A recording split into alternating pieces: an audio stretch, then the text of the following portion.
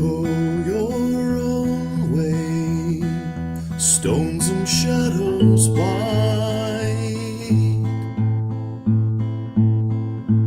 willows whisper of darkness deep and wide.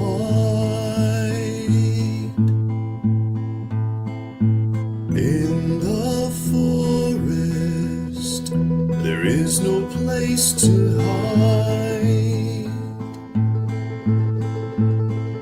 Strange paths, tonight I fear that I will not survive the dying of the light.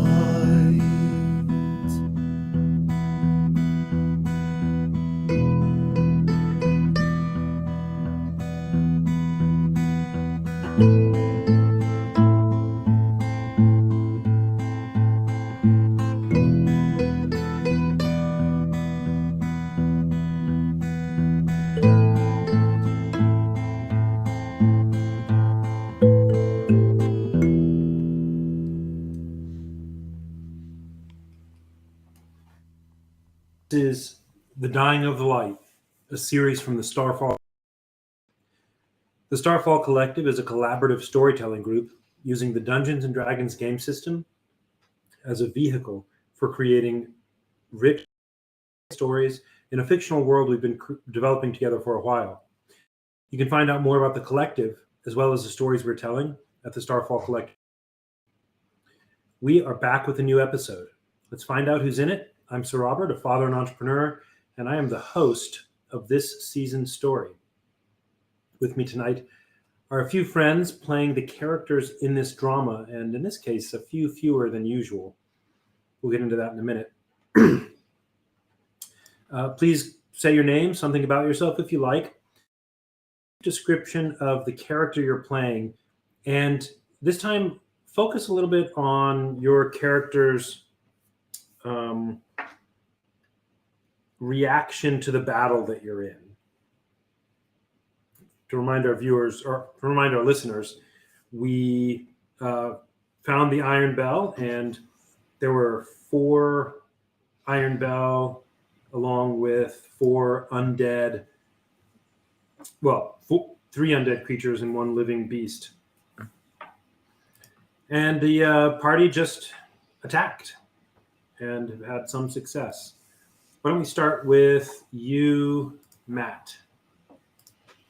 Hey, my name is Matthew Talamini. I'm a writer and web developer based in Providence, Rhode Island, and you can find my stuff at MatthewTalamini.com. That's Matthew, TALAMINI.com. I'm playing the shirtless wizard, Diamondback, who is excited to have gotten into a genuine pitched battle rather than basically fleeing all the time.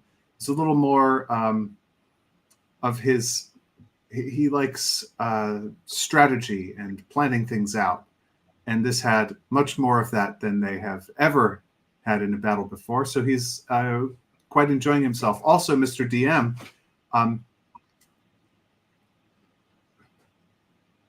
Yeah. Did I bring my undead servants with me? I think I said I brought them into the woods, but then we decided not to attack with them. But then we had some time to regroup, and I think I would have gotten them back. What's the time to regroup that you're referring to? Well, I went back. I went and scouted. We went and scouted, and we decided because we had to decide, I thought we should go back to the city and fetch Yoshka and them. Right. Yeah. It's okay with me. We can retcon that either way. Can they be in the battle? Yeah. Cool. We can have them lumber into the battle next round. Yeah. That sounds great. Okay. How about you, Pat? Yeah, I am Pat. I will never forget how to spell Matthew's last name as long as I live. And unlike everybody else in the entire United States. Yeah, I mean, it starts with a J, right? Matthew, Talimani. LMNOPQRS. Yeah, I'm playing the character Toll, who's a half orc druid, and he's I think he feels like this is a necessary thing to do, be in this fight. The Bell need to be deterred some way. I think there's a question of if this is actually going to do that. But taking them out here is better than letting them go back to their camp, so I think he's okay with it. Okay. How about you, Dwight? Hey, I'm Dwight. I'm an Enigma, and my character Belvari is sort of embarrassed that he is so bad at rolling for stealth. He's actually pretty skilled at stealth. He just often rolls in the 1s and 2 range. Know what Was that's hoping like. to sneak up on these guys, but didn't. He also has gotten hit quite a few times and is a little nervous about that. He's glad to see his wolves attacking, and yeah, he's ready to. Yeah, I mean, he was a little worried about all of this, but he's not sure that this fight is going to take care of the Iron Bell. But I don't think that his goal of just sort of tricking the Iron Bell into leaving had any chance of surviving. So, All right. And Josh. So, as frustrated as Belvari might be feeling, Inkatink heretofore has made a contribution of or something like that, because he has contributed no tactical, morale, situational benefit to the team at all so far. So he's pretty frustrated. You know, he can't cast powerful spells. He doesn't have a focus. Right now he's supposed to be hidden, and he failed his intimidation impersonation check of being another group of wolves in the woods. So it's a tough fight for him, man. It's a tough fight. All right. So previously on the Dying of the Light, the party was split in two. Yoshka, Neno, and Talid were helping the townsfolk with some civics tasks. Importantly, they were helping clear out the grates that are sort of the excuse me, the drainage grates of this city, this sort of black stone city. The city itself acts kind of like a bowl. It's got 30-foot high walls, approximately 30-foot high walls, and buildings inside of it that that are at various heights below that wall level. And it slopes gently upwards towards a point roughly in the center where there is a fountain fed from some kind of underground spring. That fountain pours out water, which runs in little channels through the city, making quadrants towards some gratings that are, exit ways out of for the water to egress from the city. When those were plugged up with debris, like, for example, logs and leaves and muck, and some of the great leaves had fallen, blocking them. The city basically didn't drain and filled and made a lake. That lake has been drained, and Yoshka, Neno, and Talid had been going around helping them drain. The first drain that they cleared was no problem. They pulled the leaf out of the way of the grate, and the water went down. It did not seem to go into any meaningful place. It just sort of maybe into the aquifer or something like that. It just drained into a small region. The second one, they went and they were helping the Miradau folks on the other side of town. And when they were able to remove the debris from there, they found, unfortunately, that the big black stone gratings that would have kept them safe as it did the other time were missing, and through a series of mishaps in their roles, they were not able to survive. rolled really poorly. They rolled really poorly. They weren't able to, not get washed down. Talid was the only one. He had both of the other two tied to him and was doing his best to, pull this sort of Herculean or perhaps Sisyphusian task. In the end, they get sucked in. This place, however, they had known before, they could hear it, was an underground river and, some kind of chambers. Who knows exactly what, but it was rushing waters in some kind of, echoey place. They got washed down, and thankfully, for their work, some, what do you call it? But they are gone. The players here know this, but your characters do not. Okay. So we'll see what happens there, assuming you all get back, which I think you probably will by how the battle's going.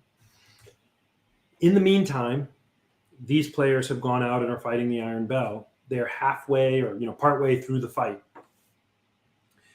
The fight went like this. I'm just going to give a brief summary so we pick up where we left off. Just who was in the fight and how it's going. Basically, sorry, let me find my. There it is. My combat. It's loading. Okay. So basically, there were 4 Iron Bell, a captain, and 3 underlings. Underlings were busily shoving components into both ends of a live giant boar. The captain of the Iron Bell had 2 ogre zombies lashed together with poles. They seemed to be carrying a sort of litter covered with furs and things that he was moving around. And then they also had bound and held and controlled in the magic they use, a Minotaur skeleton. Belvari rushed in and stealthily announced their arrival accidentally. I was very surprised. I was going to do a whole other way of describing, and then but Belvari What was rushed it in he and- shouted as he stepped into the clearing? Don't let them see Don't you! let him see you. That's right. That's right. So he stumbles in. He rolled a 1 and then a To follow-up be fair, 3. they hadn't. That is true.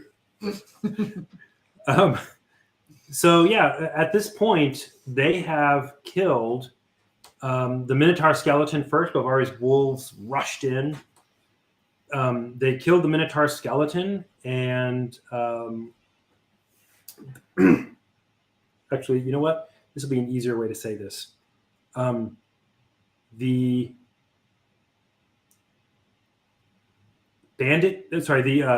Iron Bell captain and the 2 ogre zombies are the only ones still there fighting.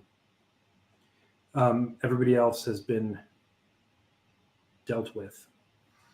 So we start at the beginning of the turn order. The Minotaur skeleton lays dead aggressively. Inkatink, it is your turn. So, So Robert, sorry to interrupt. no, it's okay. Should my so I've got 2 skeletons and 2 zombies, I think. From the spell, it looks like it doesn't say anything specifically about them taking their turn on my turn or anything like that. So I think that they would get their own initiative order, but we should probably do the 2 zombies together and the 2 skeletons together. That's okay with me. For bookkeeping purposes, it's easy for me if they go right after you, but it's okay with me if you so look that better. like the zombies have a dex of -2. It's not super fair, but if whatever you want, they can go right after me. It doesn't matter a whole lot to me. It's just I don't want to forget them, and they're not in. I don't think I can add them in D&D's tracker, so you would have to Right. track where I could on paper. Yeah, I've got them noted down in my notes here with their hit points and stuff. So Okay, I we can can have keep the track of them. skeletons go. skeletons go before you, then zombies after you? Whatever you would like. Yeah, let's do that, just to spice it up a little. Cool. Yeah. Okay, but Inkatink, it's you first. So there are 2 ogre zombies and 1 Iron Bell personnel. Is this Iron Bell personnel in or on the litter that the ogre zombies are carrying? He's not. It's not for carrying a person. It's more of just like they're using those 2 ogres as a pack mule, sort of. Okay, gotcha. And there's some big fur-covered payload that they're carrying. Not so much fur covered as they seem to have some pelts and, Okay. I don't know, meat stuff that they're carrying around. Okay. So Inkatink is going to try to help tactically, but still indirectly. And Nino has put together a couple of packets of ingredients for grease, which is a 1st level spell, but Nino's put the ingredients together. So he's going to cast grease underneath the 2 zombie ogres and the Iron Bell as well, if he can. But the primary goal is to get it underneath the ogres, to get them to slip and fall prone and make them lose. And he some has of their one move speed. casting of that? No, he actually does have multiple, but she put them together. He's going to do one this round. Yes, right now. Yeah. Gotcha. Okay, let me look real quickly. I just want to understand their within a 10-foot square. He'll be able to hit. So the 2 ogres are 8 feet apart from each other. Okay. They rush to the middle because remember that's where the Pig. Iron Bell doing the stuffing the boar were being attacked by the wolves. They Right. ran forward to do that. And I'm sorry, I don't know if I said this, but the boar is also still. Oh no, I'm sorry. You slew the boar on the last round. Okay, so never mind.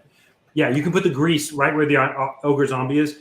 The Iron Bell captain is a good 30 feet beyond. He does not move from his current location. So the ogres need to make a DC 13 strength check or a dex check. It's one of those 2, I think, to stand up in the grease. Okay. Let's see. Must make a dex savings throw or fall prone. And you said it's a DC 13? Alrighty. Give me one. Lost my dice. I'm going to use the whatever we call it here. The D&D Beyonds. Boy, I'm hoping they've got bad decks. Come on, Right, zombies. 15 for the first one. No! A 15 on the die? A 17 on the die. Oh, no. And a 5 for the other one. Okay. So one of them falls prone. Mm-hmm. Okay. So they are basically, as I said, they're strapped together by 2 poles on either sides of their necks. So the one that is prone is basically also keeping the other one from moving. So one is prone and the other one is speed is reduced to 0. Yeah. Or, he can move a couple of feet. He has to be... Drag it in difficult terrain. Yeah, right. So that's what's happening with them. Good. So the 2 ogres are there. One of them... And he can't help the other one get up because there's a pole keeping him away. That's right. Also. Nice. That's awesome.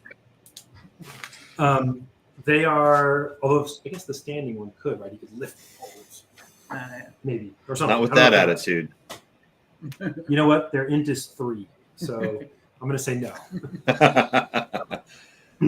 Belvari, it is your turn. You are you're within striking range both directions of the 2 ogres. Mm-hmm. The boar lays dead. The wolves are around you. 4 of them have just attacked the Minotaur. 4 of them have killed the Minotaur, or whatever, vanquished it. And 4 of them have just worked on the Iron Bell. And I believe one of them died. Of the Iron Bell. No, one of the wolves. That's right. The second set of wolves. Yeah. And they're kind of off in the difficult terrain. The set of 3 is pretty deep in the difficult terrain. Right. But the set of 4 is near me. Okay. The set of 3 is where the grease is now. Gotcha. Mm-hmm. So it's doubly difficult terrain. Yeah. I will. How far away is the Iron Bell leader? He is from you about 40 feet. And he's across the two. You to see him, you're looking past the two ogres. Okay. Can I move 40 feet to get to him around difficult terrain, or do I have to go cut across? You would not be able to go around the terrain in one turn. It's too far. I will convert myself into a cave bear, Okay. and I The will, very best kind of bear. Mhm. And I will sort of skirt around the outside of the difficult terrain, Uh-huh. heading towards the Iron Bell leader. And how far do you make it? How many feet? 40 feet. Okay, you go 40 of that. Okay, you'll make it in the next turn. That leaves you about 20 feet away from him. Okay, and then as my bonus action, I would like to expend a second level spell slot and roll 2d8 and get that many hit points. Okay. Back, and I believe that goes to Belvari because Not the bear form. yeah, it's not clear. It just says you can do this to get hit points back. The bear has 0 available hit points to get back. I'll take it. That sounds fine. That's so much worse seeing a monstrously huge, intelligent cave bear strategically make this giant arc around, barreling in on you. That's horrifying. I'm not sure if this is canon or not. I haven't said anything about it, but my interpretation of wild form, wild shape in this is that Belvari is in the bear. Yeah, it kind of talks about, so like all my, if I'm carrying stuff, Yeah, it like absorbs into him. You can, if you own really large armor, you can have it like have the bear be wearing the armor, but if I don't think it does anything. yeah. But and I'm not big enough to carry that around as a person, and Yeah. so I like the idea that it's like you're magically something like growing a giant tumor around you that's a bear. yeah, You know, it's a little bit flesh like, extending from Princess Mononoke. Didn't that happen? you. Yeah, that kind of deal. You remember you jumped out of the cave at the Oravan. You were in like leopard or something form, and that one Giralon just hit you. I think it was a Giralon, hit you really hard, and as you leapt, and you Belvari landed, and there was this sort of vaporization of flesh. Yeah, that's the same kind of thing as I'm thinking. Okay, so that sounds good. You're halfway around there. You all hear a bellowing sort of groan from the center, and the boar, full of black mist pouring, it seems to be full of black mist that's pouring out of its nose and ears and mouth, and from both ends, as a matter of fact. And it looks like you have finished the work the Iron Bell was doing. You've slain the boar, creating an undead giant boar. Gotcha. It grunts and groans loudly and stands to its feet and attacks one of your wolves that's right there. Gotcha. Just sort of wildly. Give me one sec. I'm gonna. Their AC. Now we're in Princess Mononoke territory. Yeah. Great angry god, please divert your rage from our village. Their AC is what? 13, and they have 11 hit points. Okay. They rolled a 16. And he did, or is doing, 10 points of damage. Still alive. So he just jumps up. He doesn't look zombie-ish. He's, a brand new, freshly dead. But he just whips around with his tusk, gores it, impaling one of the wolves just straight through, lifting it off the ground and tossing it. It lands still very close by, a few feet away, but with a very large hole. Yeah. Tis but a flesh wound. I've had worse. We'll get to move. Oh, I guess they should have done right after you. Sorry. Go ahead. Okay, I guess they'll We'll have them move now. Yeah. They'll all 7 wolves will move and attack the boar. Okay. And these are like spirit wolves. Yeah, Like they're fae or something? fae, yeah. 7 Great. wolves. 7 fey wolves with like So, shining emerald yellow green eyes. so these wolves growling, seeing what's just happened, pounce. I mean, they do a pack attack, and tell us about what's happening there. Let's see. So should I roll? They get advantage because they're nearby, Mhm. and they do a bite attack for 2d4 plus 2. They have plus 4 to hit, and the creature will have to make a DC 11 strength saving throw each time, or else get knocked down. Okay. You said Um, DC 11. 11.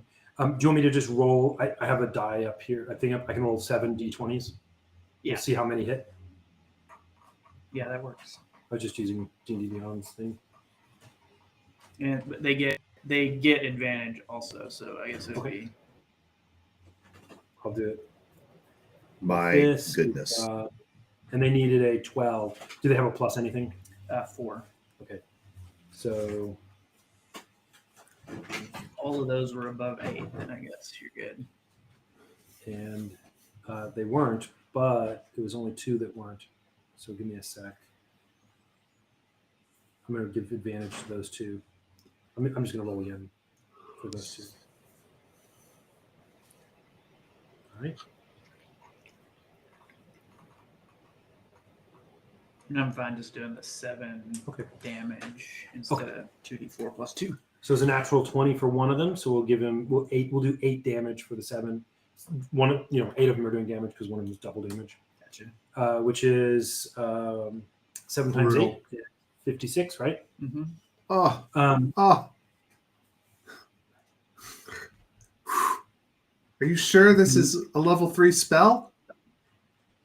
Yeah. Are you sure this isn't like a level 6 or 7 spell?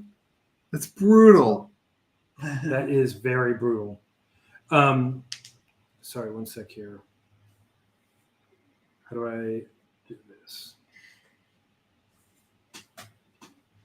56, there it is. And he has to roll a what? He did not die. He gets Gotcha. just bitten everywhere, but he's already dead. So yeah. he's able to withstand that somewhat. So he needs to do DC 11 strength saving throws. And 7 if he, times. Yeah, and if he fails, then he's prone. DC 11 strength. I'm just going to roll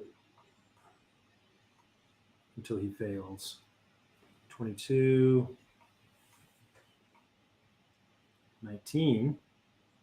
He's got plus 3 strength. Gotcha. 20.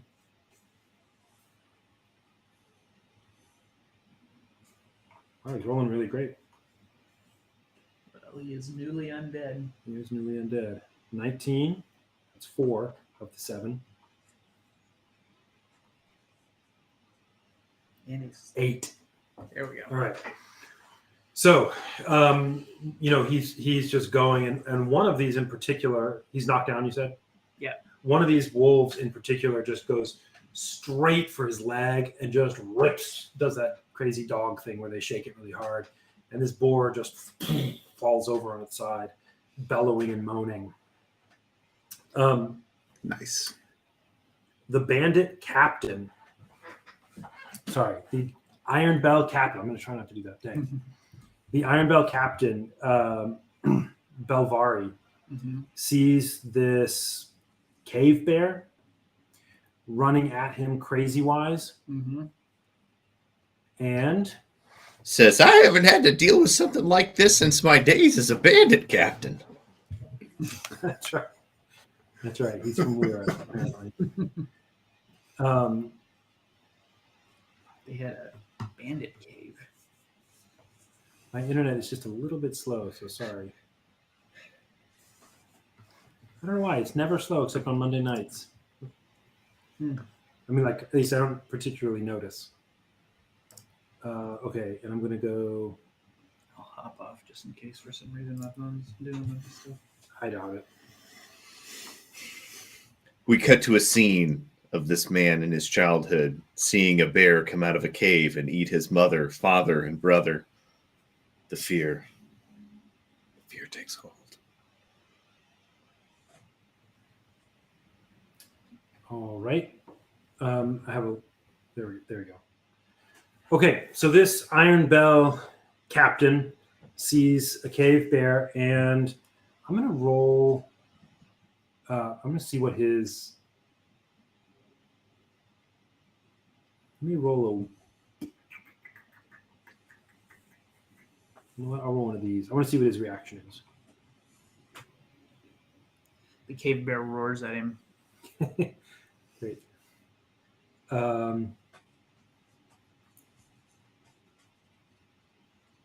He is unflustered.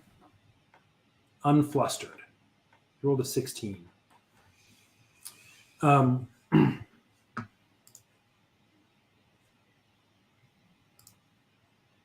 He is going to roll.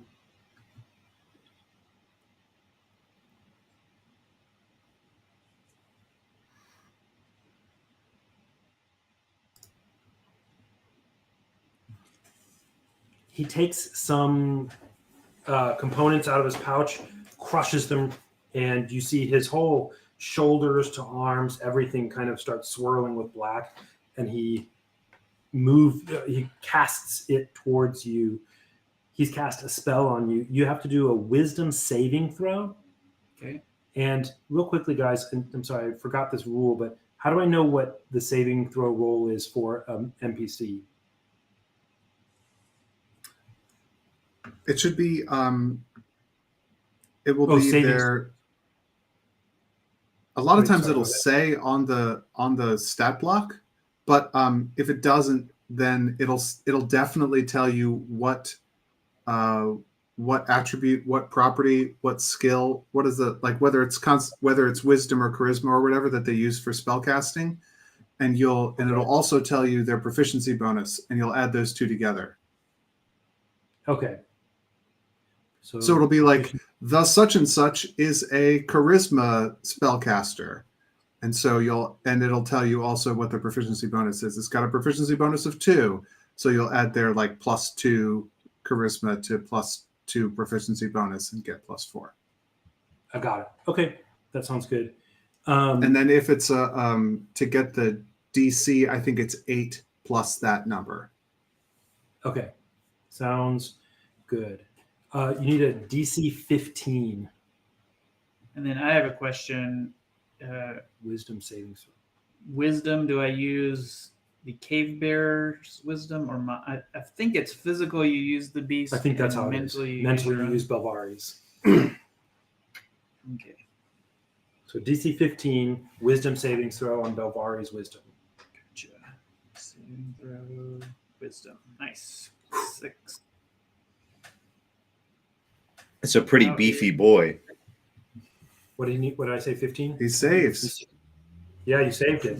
1 point. I needed all +6 of my wisdom. Beefy bod, beefy brain. I'm trying to see if there's anything that happens if you fail. Okay. I mean, if you win, Get like the if you half. succeed. Yeah. The black swirling mist just comes straight at you and swirls and encompasses you for a moment and dissipates with no effect. Nice. He's startled by that, but he doesn't expect a bear to be Right. super wise. But okay, there you go. Wow, no effect at all? It has no Crazy. effect. Wow. Yeah. Awesome. I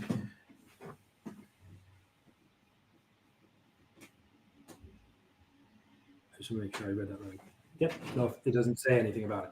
Okay. That captain, the Iron Bell captain does that. Diamondback, you see that happen. You're lingering towards the back. Your skeletons clatter into the sort of clearing that they're in. What do they do? They're probably about where I am. Yeah. Well, how far from me is the Iron Bell Captain? From you, he is about 80 feet. And there's Yeah. baddies in between me and him. That's right. The ogres are between you and him, and the boar. And Belvari's on his way to him. Yeah, but Belvari's cutting around the side. The wolves are in the middle. They've been attacking this boar. Right. And there are two other things. What are the zombie Ogre zombies. ogre zombies? One of which is They're also- prone and the other. Go ahead. One is prone, they're standing, and all of the ogre zombies, the wolves, and the boar are kind of crowded right in the same 10-foot, diameter area that's greasy. And Great. So Also- otherwise difficult terrain. And it's rough terrain. the boar has fallen over and one of the ogres has fallen over. So there's one standing ogre. That's right. Okay, so the standing ogre is going to get two. Keep in mind, I was just going to say there's disadvantage rules for the guy being prone, but do as thou Right. wilt. That's why my skeletons are going to shoot their short bows at the standing zombie ogre.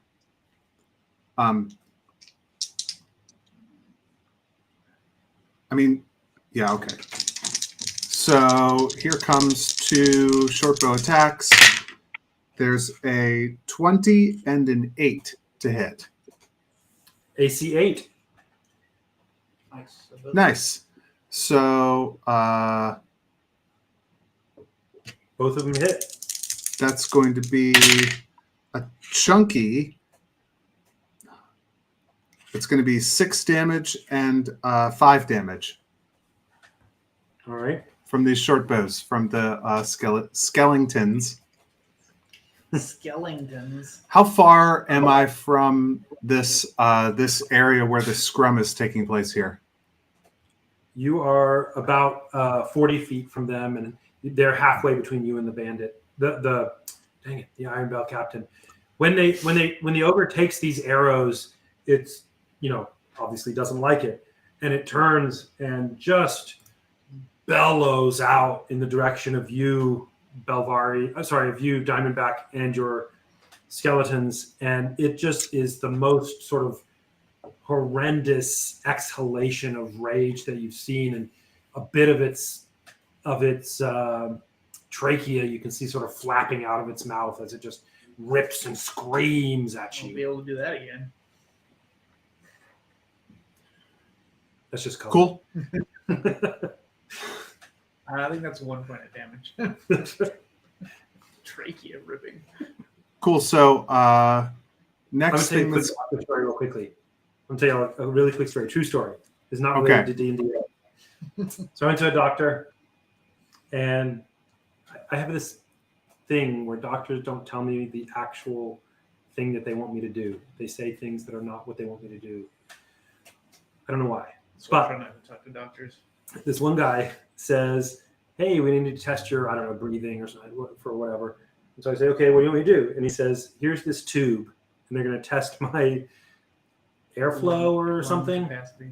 And so I'm like, okay. And he says, here's what I want you to do. I want you to exhale as fast as you can to get as much air out as you can into this tube. And then it has like a little floating ball or something that tells how much power is in it. So I go, okay. And I take the tube and I go, he says, when I count to 3 or whatever he's doing, he goes, okay, ready? And I go, and he goes, go. And I exhale with the seal into the tube, right? Yeah. And so he takes it like 5 or 8 minutes or something. And we do that 2 or 3 times. And he said, you're having serious lung issues. You should be able to blow for longer. And I said, you want a sustained breath? That's not exhaling as fast as I can get the air out. Turns out he wanted me to go hard, not open all of this and unrestrict and let my Probably what he wanted you to do is keep the ball in between 2 lines for as long as you could. I'm willing. I just need You instructions. just needed to say that. Anyway, that's all. I had a physical therapist. Okay, that's it. I had a physical therapist once tell me do such and such until you can't. It hurts too much to do it. Oh, great! It was like touch my toes. I ripped my freaking knee cartilage because he's like, it hurts too much. What does that even mean? You're supposed to be All like, oh man, done, it Matt. hurts a lot. Like immediately. Too much. Go ahead, Pat. Point I'm listening. this chart on how much pain you have. Yeah, that's not a very good phrase to use. Yeah, I that was just a wild random story. It's probably worth telling. That physical therapist was like, I bet $20 I can get the next guy leaving worse than when he came in. Johanna doesn't let me talk to doctors anymore without her. Yeah, you should tell them that you want very specific. Your woman is wise. She needs to translate from human into Sir Robert. Fair enough. All right, let's see what you got, Matt. What does Diamondback do here? Self-harm Not that you're not instructions? human, Whatever. I don't care. just that humans speak a really bad language. Yeah, I'm fully human and fully. Ever since the Tower Down. So, I'm sorry. Can you tell me once more how far away from this general scrum I am? You are standing at the entrance, sort of the outskirt of the clearing. It's Okay. about an 80-foot wide clearing. Okay. 40 feet in front of you is the ogre, boar, wolf sort of bramble, and 40 feet beyond them is the bandit captain. Okay. Sorry, Awesome. the Transal captain. So I'm going to take my. Am I at the like east end, south end, north? You're coming. You all were traveling eastward. We were traveling southwest. No, southeast. Oh, okay. So you're coming from kind of the mostly east, but a little north. So, east, northeast. Okay. So great. I'm going to give I'm going to go I want to go all of my 30 feet inwards. Okay. And I want, the skeletons to follow me, except, technically they already did this, but they're going to stay with me. The zombies aren't fast enough, but I'm going to go 30 feet towards the center, but to one side so that I'm on my way to going around the bad zone. And I want to Belvari skirted them a little to the north. You can go either to the north or south. I will begin to skirt them to the south, and I want to stay like 10 feet away from them. So whatever the trigonometry on that is. Yeah, that's fine. Exactly. And when I reach that point, I'm gonna give. So right now I'm more than 60 feet from the Iron Bell guy, right? Yeah, that's right. I'm still probably 100 or no. I feel like I might be about 60 feet from him. Yeah, right about ballpark. Okay. In that case, I'm going to hit Mr. Iron Bell with a nice cause fear spell. And the target must succeed on a DC 14 wisdom saving throw or become frightened of me. Oh, wait, no, I don't do this. Never mind. It's a concentration spell. I would lose my concentration on Tall's protection from good and evil. I'm not going to do cause fear. Sorry. Actually, what I'm going to do is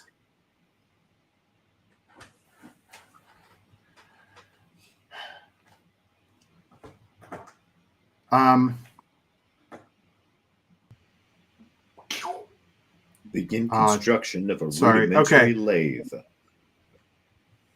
I'm going to hit this.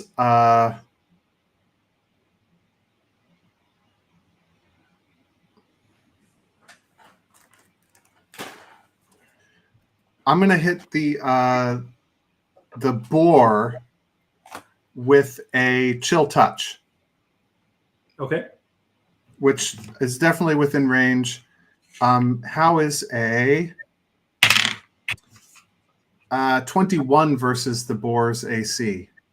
Ooh, you don't hit. No, I'm just kidding. You do. This is 12. Okay, the boar is going to take 4 points of damage. But if I hit an undead target, it has disadvantage on attack rolls against me until the end of my next turn. Okay. And it can't regain hit points until the start of my next turn either. Okay. Sounds good. So I you ping it roll with this, a skeletal hand from under the ground. you roll this. You cast this spell, and as you've seen before, a skeletal hand, a sort of ephemeral-looking one, reaches up from the ground and inserts itself into the nose of this boar for 4 damage. And then my zombies are going to take the rush action to move the 40 feet that will take them to get into this scrum. So they're going to get in there among the wolves and the others, at least so that if one of these bad guys tries to flee, they'll get their opportunity attack or something, or they'll be able to help on my next turn. Sounds great. That was Diamondback. Yep. The 2 ogre zombies are in the middle, just one of them laying there, one of them not standing there. There are plenty of wolves around, and they are not super bright. They just lash out at the wolves around them. The ogre zombie that is fallen, it can attack, right? It can just start. There's nothing preventing it from just hitting. Is that right? Do you have disadvantage to make a melee attack from prone position? Probably. Let me see. Yeah, you have disadvantage on attack rolls if you're prone. Okay. I don't think this zombie is smart enough to know that. As I said, they have an int of 3. He swings at a random one of the wolves, Bovari, with a 23. That hits. Doing 8 damage. Okay. Do you want to roll and see if it Sure. D7? If it's a 1, it kills that one, or Yeah, that's fine. I'll roll a d8 and He got a 23 with disadvantage? Dang. oh yeah, you know what? He didn't with disadvantage. Let me roll that. Oh, It was a 6 okay, good. rolled. I was going to say, that's Just brutal. rolled the actual attack with disadvantage is a 19. yeah. Whoa. That's Man, that's All right. rough. Okay. The other one is not disadvantaged, but so it did not. It just hit a random one for gotcha. however much that was, 8 damage. So there's one with 3, one with 1, and the rest are 5. The other one swings randomly. I mean, at a wolf, somewhat randomly with a 9. That does not hit. He doesn't. Okay. He just swings his Morning Star and just whiffs. Gets So the nothing. one with disadvantage That's did right. really well. The one that's fine. He did kind of a sweeping. Inkatink's shoulders fall from the brush from which he watches. Toll, it is your turn. Cool. I think I'll cast Acid Arrow at whatever is either close or looks wounded. The boar is a good one. Sure. Yeah, I'll do that one. One thing I just noticed is the prone. You get advantage against them for 5-foot range attacks, but disadvantage for further away. So the boar Oh, so you might. should have had advantage. Wait, I No, thought it's the other way around. You have when advantage you're attacking against. Oh, when you're trying to attack them. Yeah, when you're trying to attack them. Okay. Because they're laying down. They're harder to see. Yeah, they're harder to see. Yeah, okay. So like So I'll get- ranged attack on prone is harder. Right. Is it ranged? Is it disadvantaged if it's ranged even within 5 feet, or does If it you're within just? 5, yeah, so it's not actually ranged. It's within 5 feet. The boar was knocked down to the ground. Is it prone? Is that the same? Yeah. Okay. Yes. So not Belvari, Toll, you'll have disadvantage if you shoot the boar, but there is a standing ogre zombie that you could attack. Am I within closing distance No, of the you're boar? still on the edge of the thing, so you're about 40 feet away. Okay. Yeah, I'll cast on the one that's standing, I guess. Okay. Acid arrow. Yeah. And that's D20 plus proficiency plus spellcasting, right? And it's an armor class of 8. Oh, that's a nat 1. Okay. Wow. Okay. Roll again. Oh man, is this acid Brutal. arrow gonna explode? Did I hit him, Sir Robert? And with a 6. You did not hit him this time. With a 6, you know what I'm going to do? I'm going to roll a d20. And if it's 1 through 7, you'll hit one of the wolves. Because they're all kind of in a jumbly mess. Okay. So, right, even if I fail the roll, I still have to use the components because that was me attempting to hit him, but I cast it regardless, right? That's right. Yeah, okay. You rolled an 8. If it was 1 through 7, it would have hit one of the wolves. You shot straight through, missing zombie, wolf. Just as I intended. That's right. Sharpshooter for sure. Inkatink, it's your turn again. You have seen Don't my that trees get to go? Oh, I'm sorry. Yeah, your trees. How many trees do you have? 4. Yeah. And Do it. They're big, man. yeah, I don't remember how much damage you said they did. But I'll just is any of them near enough to the boar to hit it? Yeah. All reach that far, they're able to. And just to tell you this, if they use their slam attack, it's +6 to hit, and they do 14 damage, or 3d6 plus 4, but 14 is fine. Okay, yeah, I'll have them all attempt to attack the boar. Okay. Want me to roll those for all 4? Or you Yeah, can- I mean, if the boar is going to die in the middle of that, then they can divert somewhere else. But that's a fine way to do it if they're not going to kill it. Okay. I can roll that for you if you want, or you can roll it if you prefer. Oh, I mean, I don't mind doing it. Okay, go for it. Wow, that was a 7, not a 1. Okay, 7 plus what do you say? 6 Yes, plus 6 to hit, so that's a 13 on the first one. that is a hit. It's a 21 on the second one. Also a hit, and it's 14 damage each. These two just reduce the zombie giant boar to a chunky paste. Those 2 blows are all that's necessary to kill it. Tonight's Nice. Chunky Damage brought to you by Campbell's Chunkier Adventuring Soup. That's Made right. from possessed boar.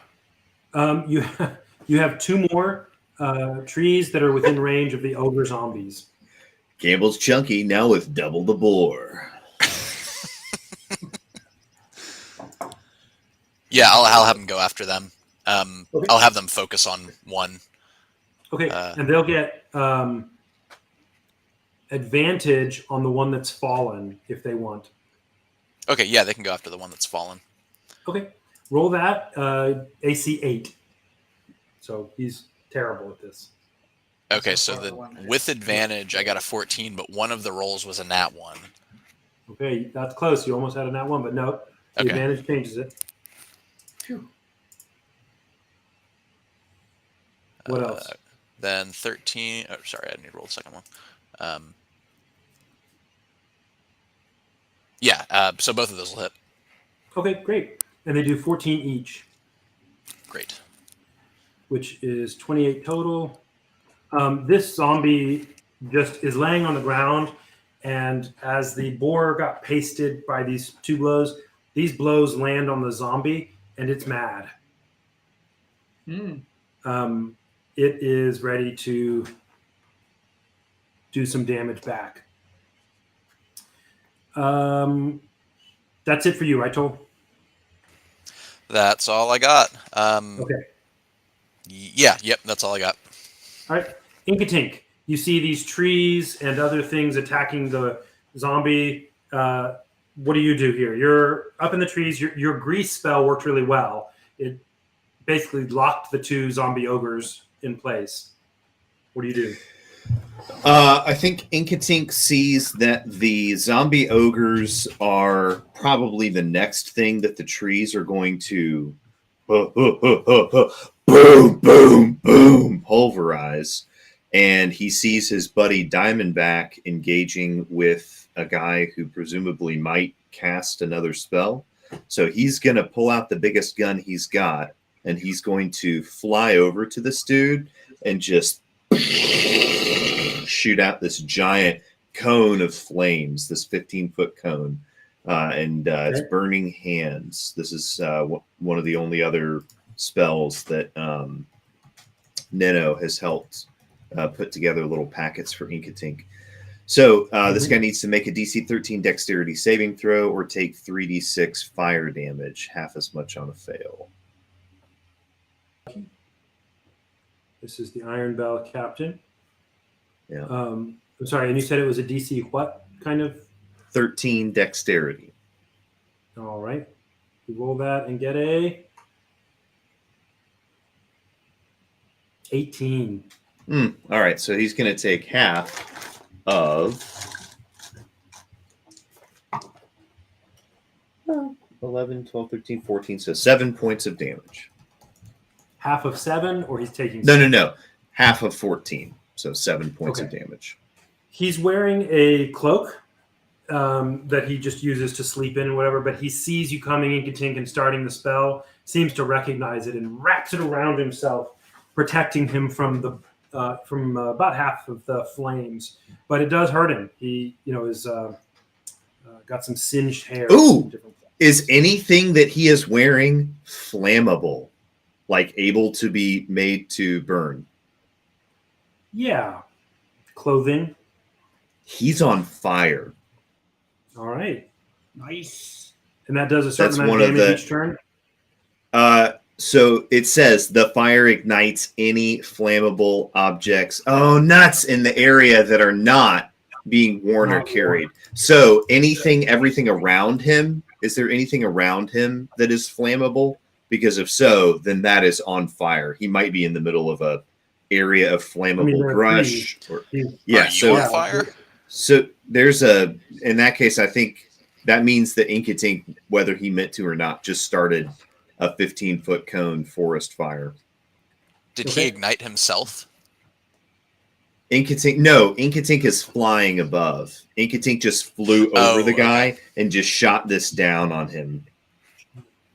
So he's about 15 feet above the guy. So basically that means that there is a 15-foot diameter circle of fire that Diamondback is on the edge of, and this guy is... Diamondback is outside of, and this guy is on the edge of, right? I've had to make a 15-foot circle of fire with this guy at the bottom of it, and then Diamondback is just outside of it. So there are some trees nearby that are now flaming. Yeah.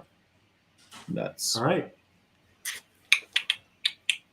Inkatink, that was you. Belvari, it's your turn. You and then the wolves. Okay. How far am I from old You're Iron Bell about Captain? 20 feet away. Okay, I'll run over and give him a couple pops. As a cave bear, I get 2 attacks. The first is He has a DC Bite. 15. okay. I have +7 to hit, AC 15, I meant.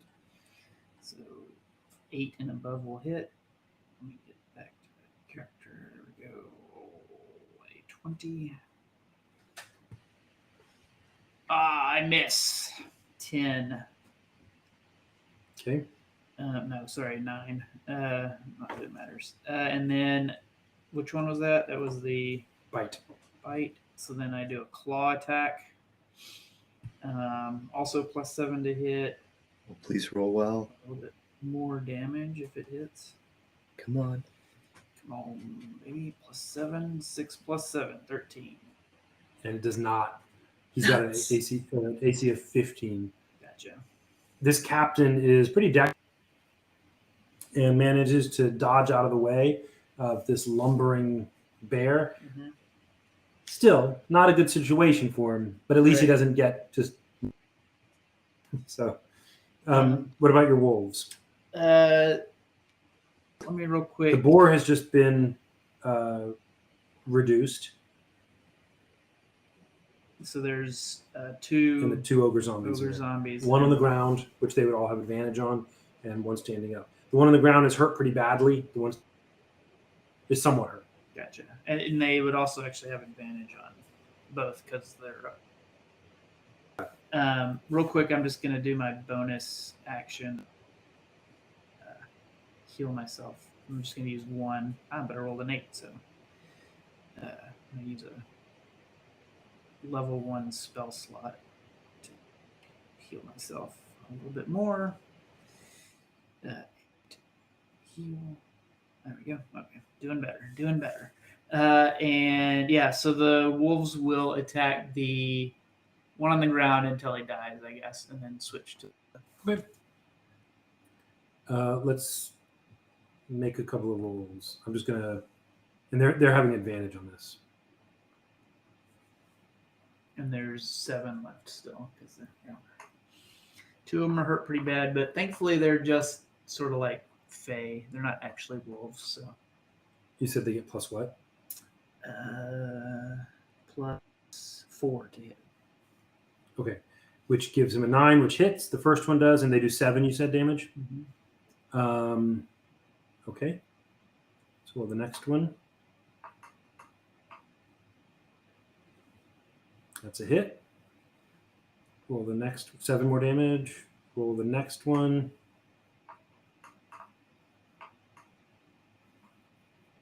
That is a hit. It's really hard for them to miss, but Yeah. and actually they have +7. No, +4. Oh, +4. That was actually a miss then because I rolled a 3. Okay. And then the next one, this is number 4. But advantage. Oh, I'm sorry. With advantage. I was only rolling one because okay. So that one does hit. The third one does hit. And let's try the next guy. He is not dead yet, but Wow. we'll try the next guy. For some reason, I thought of these guys as a little bit. They're ogres. And Yeah. that's a big deal. Yeah. That also is a hit. These 4 wolves tear into the zombie on the ground, just as they were with the boar, and are able to basically quarter him. And he is more dead than before. Now he's inanimately dead. The remaining zombie, there are 3 more wolves who can attack him. They do have advantage. And they roll. And they can knock him prone if he. Okay. So the first one hits, and he has to roll a DC 11. Yeah.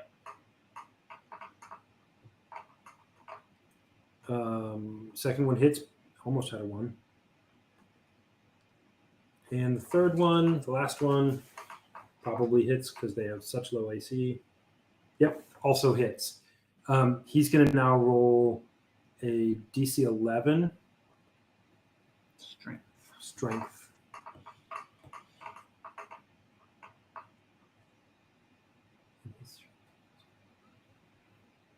He falls over Nice. with one of them. They do 21 combined damage to him. He is howling mad. Wait, That's which one? ironic. They're the ones who. The standing ogre is no longer standing. That's right. They do. The standing ogre is no longer standing. So both the ogres are prone? No, one of the ogres is paced. The other ogre is prone. Nice. That ogre, that was your turn. The wolves just attacked Belvar's wolves. The boar is dead. Okay, it's the bandit captain's turn. And he has a cave bear up in his grill. Who's not friendly. I mean, I could be friendly if he wants to talk about how he wants to leave the Iron Bell. He's been wanting to, get out. If he looks in the cave bear's eyes, he sees that maybe this is to connect with him. Yeah, this is a bear that could talk to him, even though he did just miss biting and clawing him.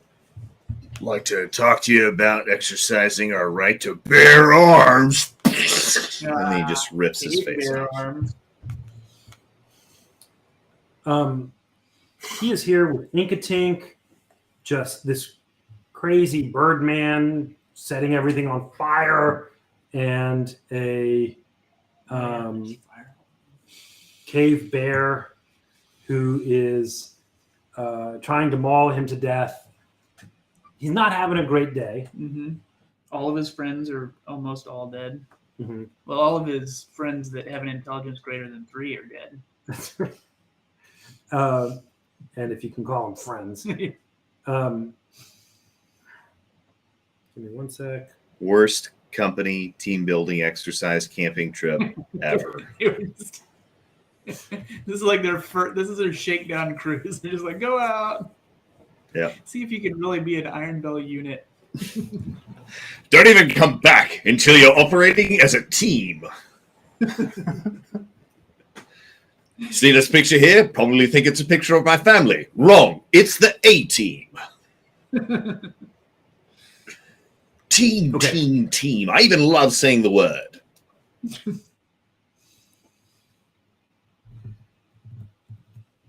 Security, get down here and fire the old security for not acting like a team while they escort out the team on the second floor for not being a team.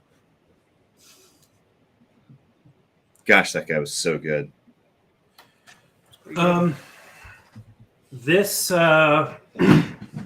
guy pulls out this he's got on a necklace. It looks sort of like a pouch of leaves, and he grabs it off the necklace and in his hands. Uh-oh. How many leaves? Let's see how many. You could not. Basically, from him ripples out a sphere of necrotic energy in a 60-foot radius. So that gets everybody. That won't get everybody. It'll get. Won't get Diamondback. It won't get Diamondback. Or Diamondback the was ogre. you actually did say that I was close enough to cast my 60-foot spell on him, so maybe it should, the edge of it should get me. Probably it'll touch you.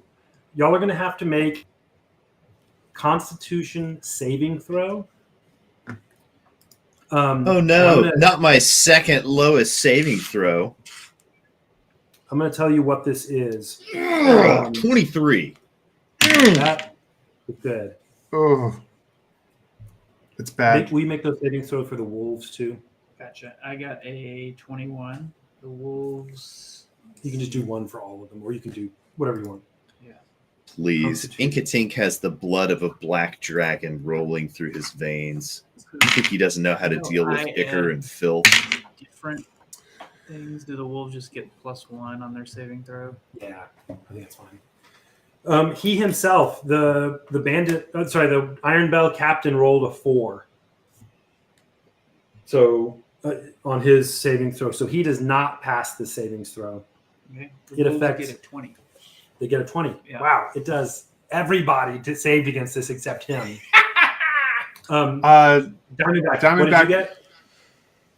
I got a 7, and Okay, you do not.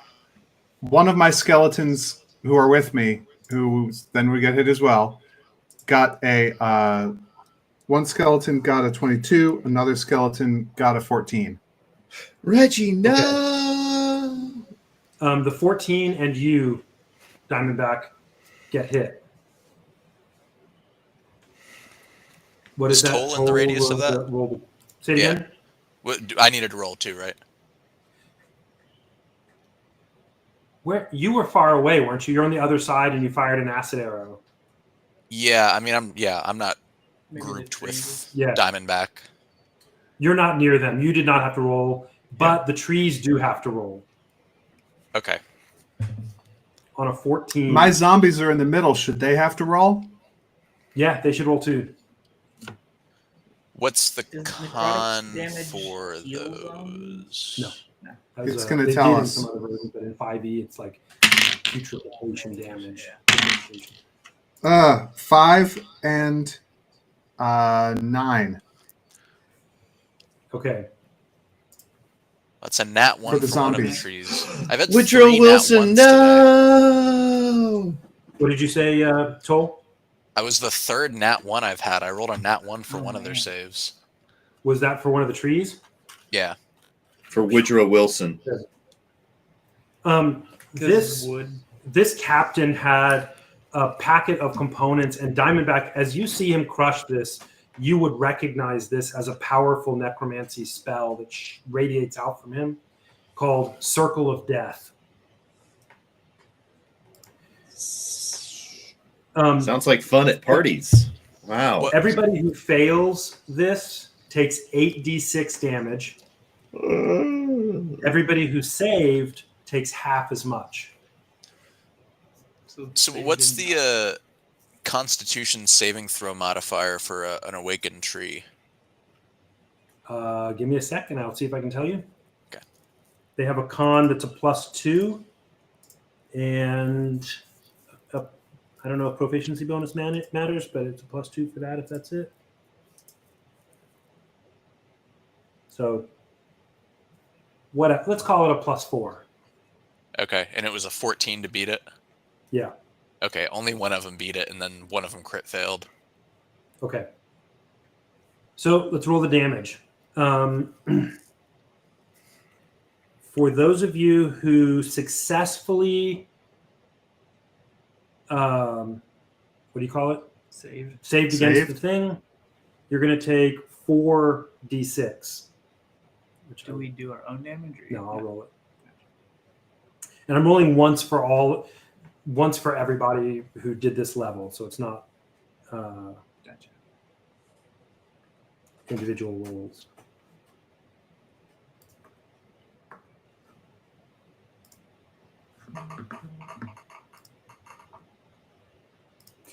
Ouch.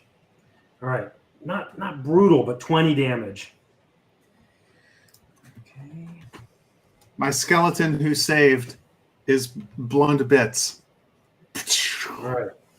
I rolled Bones a 6, everywhere. 5, 6, and 3.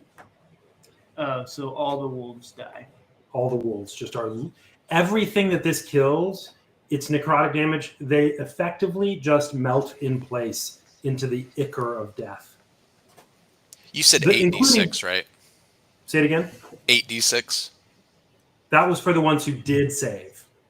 That was 4d6 for the ones. 4d6 for the ones who did save. I just rolled it. 20 damage. The bandit captain himself did not save, so he's also going to take the full 8d6 damage, which is Holy cow. So he's pushing the self-destruct button. This is Wow. nasty. This is the self-destruct button. Well, Wow. he's hoping that he would save and kill everything, and nobody else would save, probably. But yeah. At least there's some path to victory.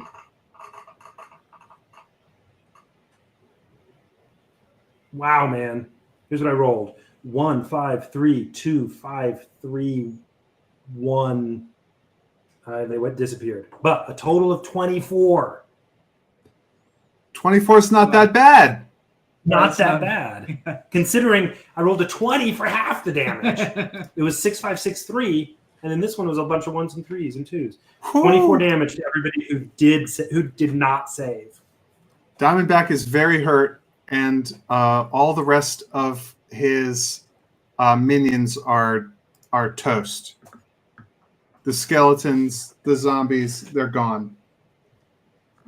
The Iron Wait. Bell captain. Oh, hold on. Sorry. Wait. Was it Yeah. 24? Ah, 24. The zombies almost made it, but not quite. Not quite. Okay. The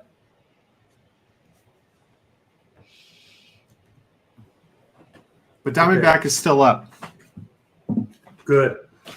So yeah, the bandit captain the Iron Bell captain is also still up, but he is in bad shape and has basically made himself like unto a leper. He's just putrefying before you. If the bandit captain looks in the cave bear's eyes now, he sees just sort of pity. Oh, good. And Inkatink, you took your damage. Everybody's good. It is now Toll's turn. You and then the tree. Oh, no, I'm sorry. Nope, it's Diamondback's turn. Oh, good. Skeletrons and Zomborgs, if you like. I think they're all dead. Oh, okay.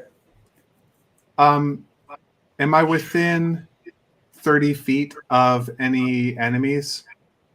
No, there are no more enemies except this guy. Everybody died. He was liquefying everybody hard. There are no more Okay. wolves, no more skeletons, no more zombies. A couple of trees gone. He's like, he really did some damage. Yeah, he sure did. I Well, can't believe that was a 24, man. All right, that's all right. I'm not disappointed. I'm just surprised. are any of my allies close to him? Yeah, the cave bear and Inkatink. Belvari, the cave bear, and Inkatink. They're both in very, pretty close proximity. The cave bear's right on him. Inkatink's a little bit away.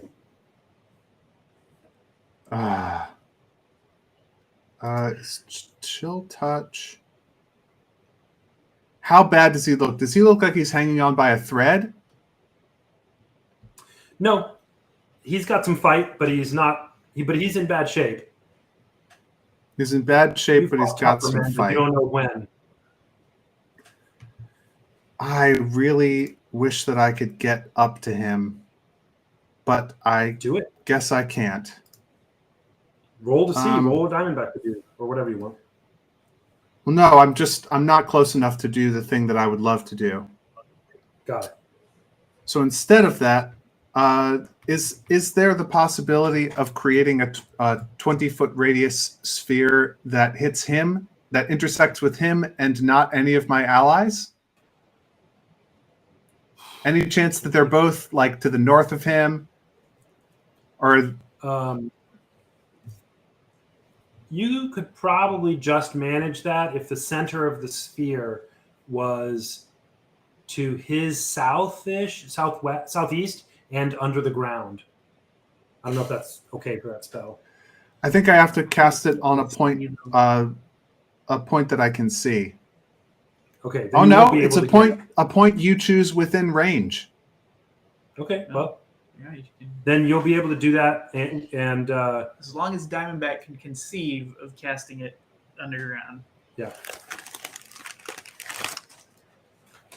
I don't What think you you got, can Diamondback? cast it underground. The fire spreads around corners. It ignites flammable objects in the area.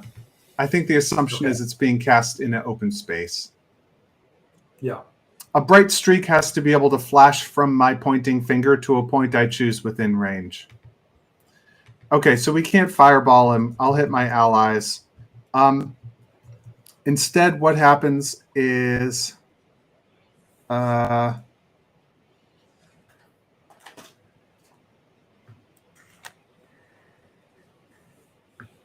he's going to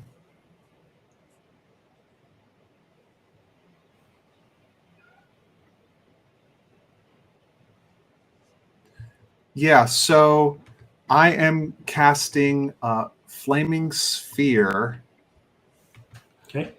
And that's going to be, I'm going to cast that at 3rd level. Sorry, hold on. I got to get rid of the cat for a sec. See a cat? That was the last they heard of the cat. So my dad knew this. Oh, it's a terrible story. I can't tell this one.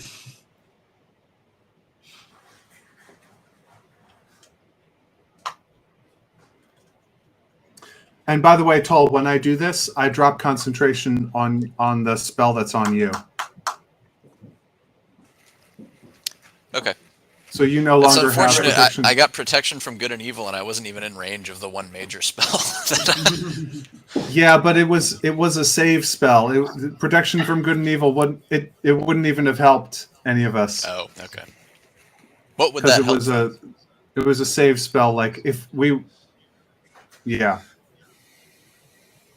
It helps if a zombie tries to attack you, doesn't it get disadvantage? yeah. Okay. But because it's not, that spell was not him rolling to hit us. Right. It was us rolling to avoid it.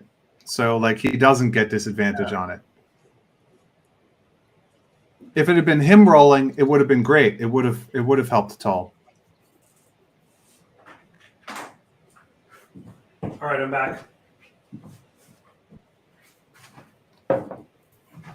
So I'm dropping concentration on the buff spell I had on Tull, casting Flaming Sphere at the 3rd level. I create a 5-foot diameter sphere of fire in an unoccupied space right next to him, and then I use my bonus action to move the sphere and to ram this bad guy, this Iron Bell guy, with the Flaming Sphere, so that he has to make a DC dexterity saving throw to get out of the way of it. He makes a. Is he by chance 18. prone or anything? He's not. He rolled an 18. Dex is his stat. Okay, so he's going to take half damage from this. And so 4 damage. Okay. He howls more with the burning that he's feeling. That was Diamondback. And so, but so that's like on him. Mhm. I think that. Hold on. Any creature that ends its turn within 5 feet of the sphere must make that same dexterity saving throw. So you guys should not end your turn within melee range of this guy while I've got my flaming sphere on top of him. Gotcha. All right. Toll, your turn. And I walk closer to him as well. Okay. I get my 30 feet closer. Okay. Cool. I'll How close am I to anything?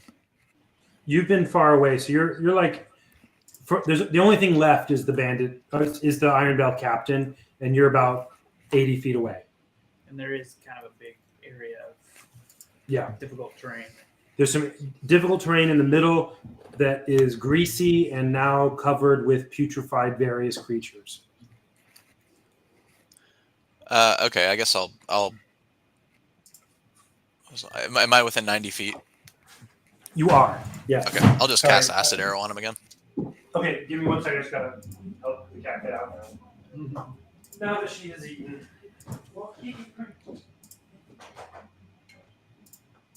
It's a very pyrolicious episode. Lots of fire. Burning hands. Lots of fire. Ball of sphere. Flaming sphere.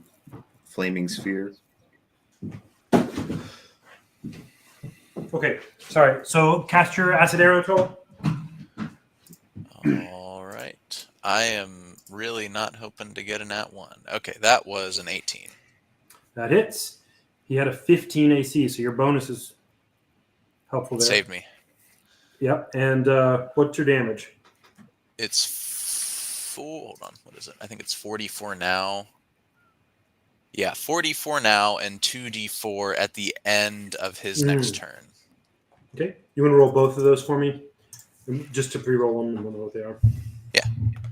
Wow, 15 damage on 44. He has been putrefying, it's sort of, like I said, from the necrotic spell that he cast, this amazing, like, sort of blast of death. But the acid from your arrow finishes the process, and he more or less melts away before your eyes. There's not anything left of him. That was it. He had 13 hit points. You did 15 with acid, with your acid. He basically Inside of his flaming sphere. inside the flaming. So Basically, he what's is- left of him is the juicy drippings that fall down into the flames of the grill, and that's it. Yeah, his That's remains about it. probably look like a tie-dye shirt with all the stuff that's been hitting him. Hmm. That's right. Everything, more or less, everything organic around has been just completely putrefied, and except for you guys, but including the wolves, who I guess maybe evaporated back to the turned into Fae. Fae, yeah. But the zombies, one or two of the trees, all the furs and meat that he was carrying, just everything is just. Some of the trees nearby, the trees that are within the area, many of them just immediately wilted. So I The think battle is over. Inkatink immediately starts using Prestidigitation, Ray of Frost, Create Water to start to, arcanely smother the fire that he has started. Because it's only been around, so Inkatink's trying to catch it before it becomes a true conflagration. Roll me a survival check for that. I'm going to grant that you cast them and you're whatever. Let's see how effective you are. Okay. Above a 10, you're able to get it really quickly. A really low roll, you'll have trouble. Nuts. 8. It's going An to take 8. you, yeah. It's going to take you a little longer. Roll me another one with a 16 survival check, 16 DC. 8. 8. Do I have advantage or anything? Not the-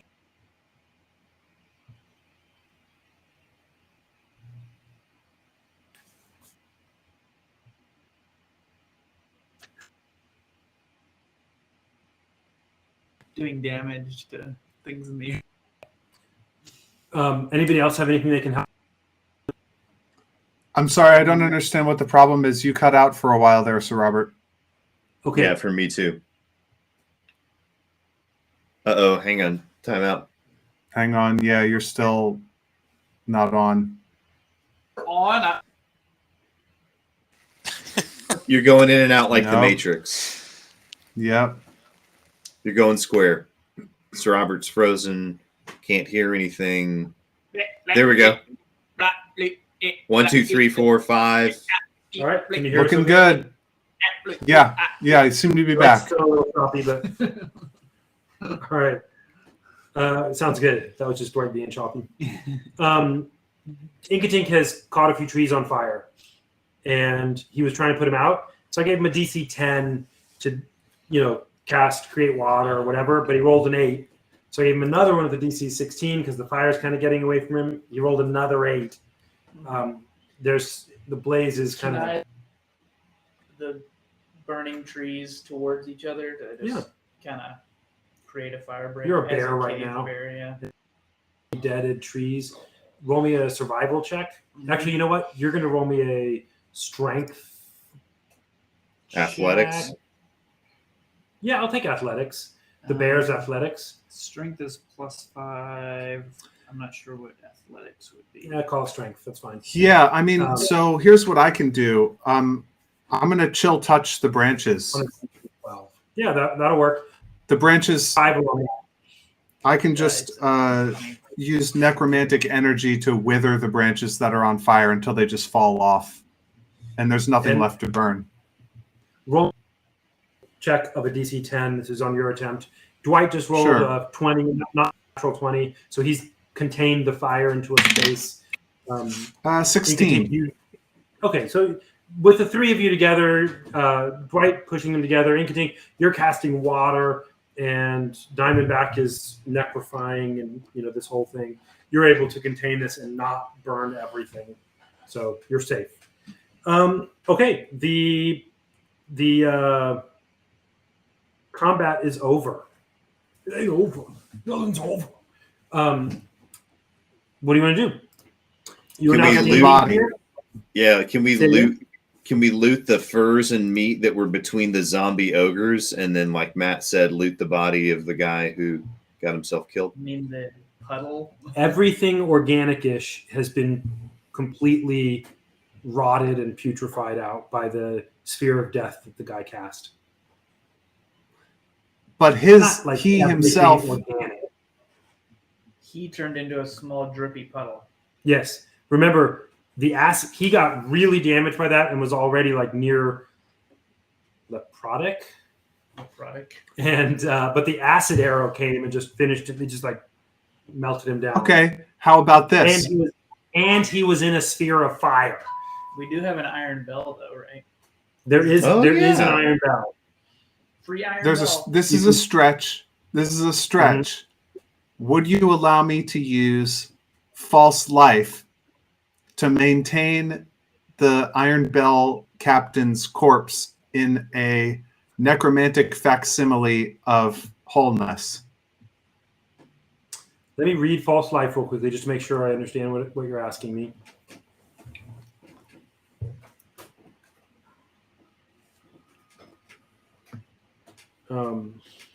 It's hold on. I had a filter on there.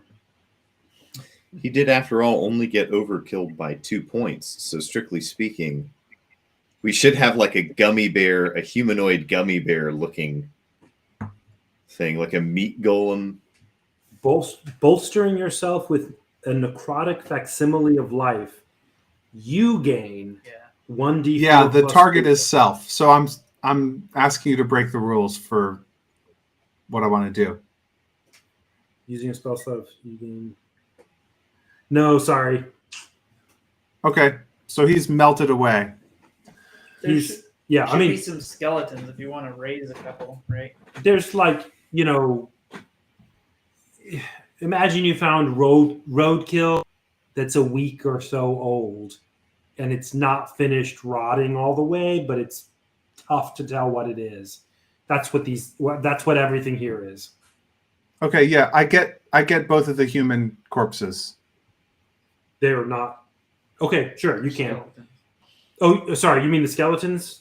Or what do you mean? No, I mean like the 2 Iron Bell guys, right? Oh, yeah, okay, yeah, you can do that. Yeah. I bring them back. Okay.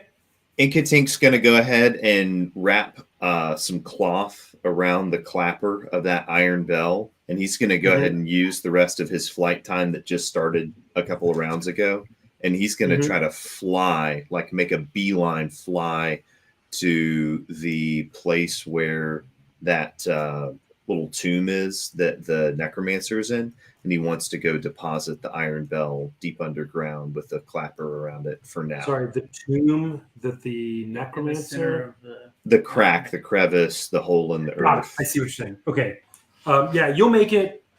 What do you have? Probably like 8 minutes left or something. I mean, 9 and change. I literally just started flying in the middle of this combat, and it just ended. So he's going to try to get this iron bell thing out of here ASAP and get it hit. Right. Y'all went, I should say, around a half hour, 40 minutes to get here from where you were. So you'll make it somewhere southeast of the city by the time your flight is up. Okay, and then he's just hoofing it on foot the rest of the way. Yeah. He just wants to get this thing out of any place that it could be found and be a problem, right? So. Okay. keep all of the dangerous stuff in one spot. So are y'all going to go back to the town? You're going to go back to the city to do something? I don't know, mingle? What's going on? I go back to my tower with the bodies. Yeah, I gotcha. So I guess we're heading back to the city. Back into Belvari and say, so is this everybody? Like, do we know if there's more Iron Bell out here? The captain you see, sorry, real quickly, the Iron Bell captain you see there is not meaningfully enough to reasonably take, but Diamondback takes the skeleton of the boar handler and the guy who is stuffing components into the mouth of the boar. Gotcha. I'm just saying, like, asking Toll and I guess Diamondback before he runs off about, like, Diamondback heard that these people were here, right? Yeah. Is that right, Diamondback? Is this Yes. Is this all that you heard was here? Is just like one patrol, or you think we're good for now, or is there more? I believe that this is. I believe that this is all that there were. But Okay. How long do you think we have till the next group comes? I will do my best to ascertain the answer to that question. Sounds good. Yeah, I'll head back to the city then. I mean, wouldn't Belvari and Diamondback? Wouldn't you guys like have any kind of conversation about what it means to like check the perimeter of the city? Like, who's going to keep their eyes on the woods around the city? That seems like the kind of thing that would have come up at that moment. The trees have been doing Because that, right? Toll They've is been there guarding. too. Isn't Toll there Yeah. too? That's what they tell me. Sorry. I didn't mean to jump in the middle. Sorry. You're good. Yeah, I would head back for the city. Okay. So you make it back. It was a half an hour away. It wasn't like super far, 40 minutes, half an hour. So you make it back with no meaningful problem. Belvari heads to his tower. Diamondback heads to his tower. You guys go in. It's at this point. It's not very late in the day. It's maybe 1 o'clock. I would like to get my trees healed as soon as I can. That'll be at the top of Toll's mind. None of them died, but they are not insignificantly wounded. As we head back, does cure wounds work on trees? I don't know. Yeah, I don't know. creatures. Oh, okay. Yeah. Yeah, I mean, I would hold probably a couple slots. Also, your spell that you've been casting of like flourish and plant life. Can that help? Yeah, that'll it'll be like convalescence. Yeah. And So I'm just kind of druid crafting as we walk. Toll, by the time y'all get back, your trees are in good shape, notwithstanding they have some scars from the actual combat, but they're not wounded. They're healthy and fine. Great. Yeah. You make it back to the town. It is 1-ish. Diamondback, you've gone to your place. It is Inkatink, Belvari, and Toll. What are y'all going to do? Belvari would probably just go crash, try to get at least a short rest. Okay. Kind of worn out. All right. And are y'all still staying in that first landed? It's right next to not right next. It's catty corner from the teleportation circle building, but it feels like you all secured that and the place you're in. It's the area a little into the city, unlike everybody else's on the rim, but it has that strongish, that's sturdy mud, kind of rammed earth wall. Yeah. Are y'all still in that compound? Yeah. Okay. Yeah, I think Inkatink's actually going to try to, since he got to the city like a good 10 minutes before everybody else, he's going to try to make a stealth check to try to just stealthily get into the city and stash that iron bell away without anybody seeing him, just because he doesn't want it to be a point of contention, right? Roll me a stealth check. He's basically trying to pilfer this thing away. 19. Yeah, that'll work. What do you do with the bell? So presumably at this point, Inkatink has a place that he kind of nests in, so to speak, that's high up. Okay. And is that like on top of a building, or is it Well- in a building on the top floor, or what?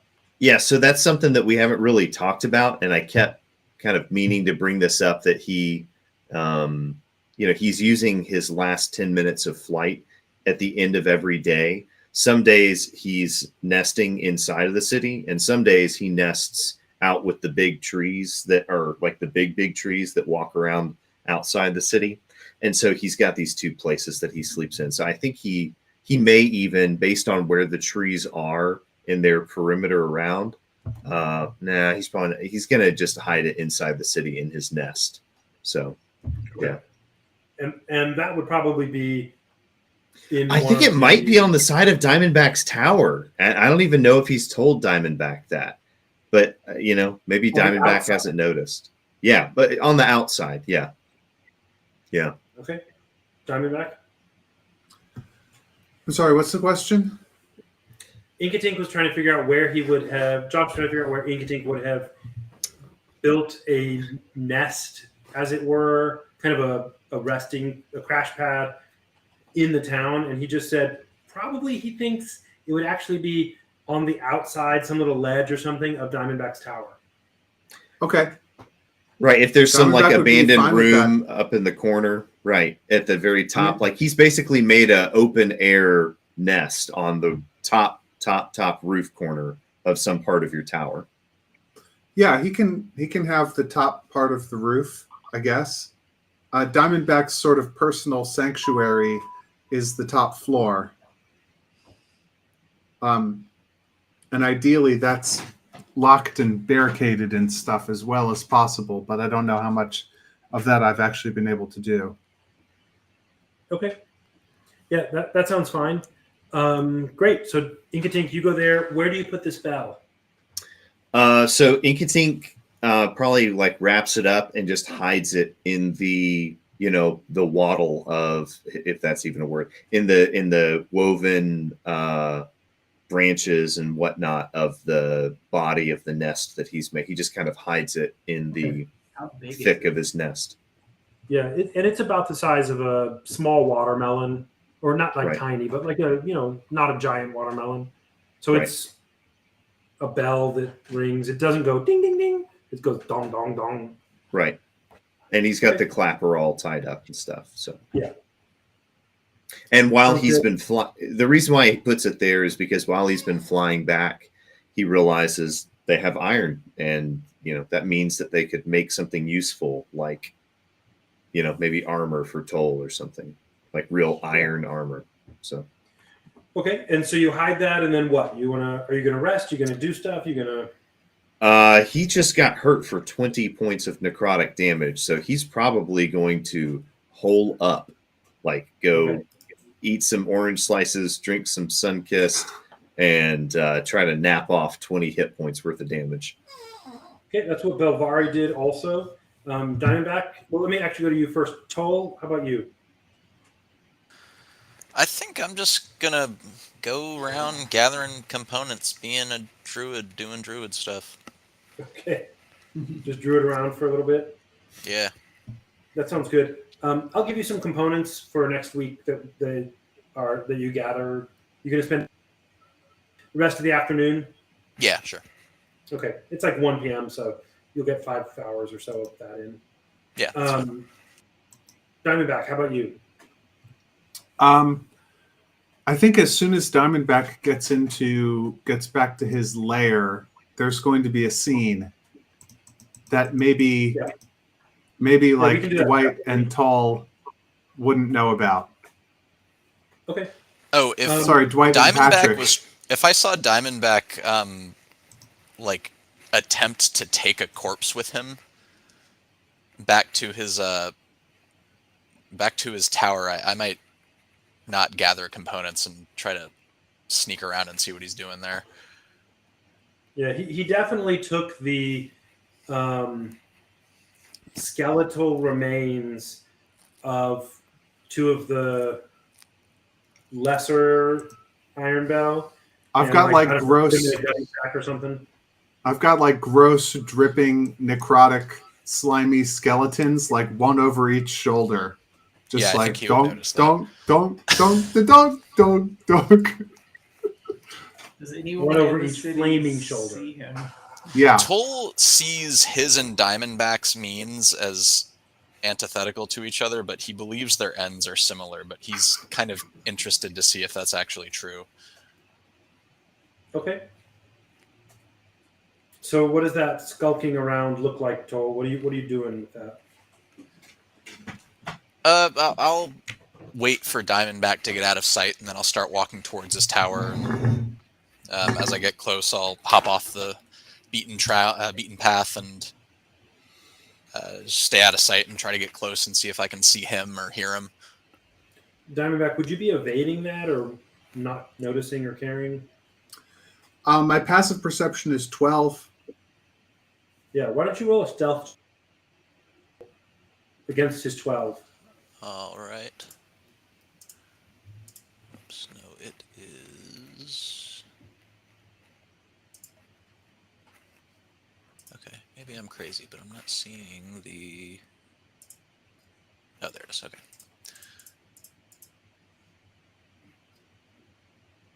Oh, I have disadvantage on stealth rolls too because I'm wearing that shiny armor. Oh yeah. So the first one was an 11, so yeah, it doesn't matter. Well, I guess we'll see if I get a 1.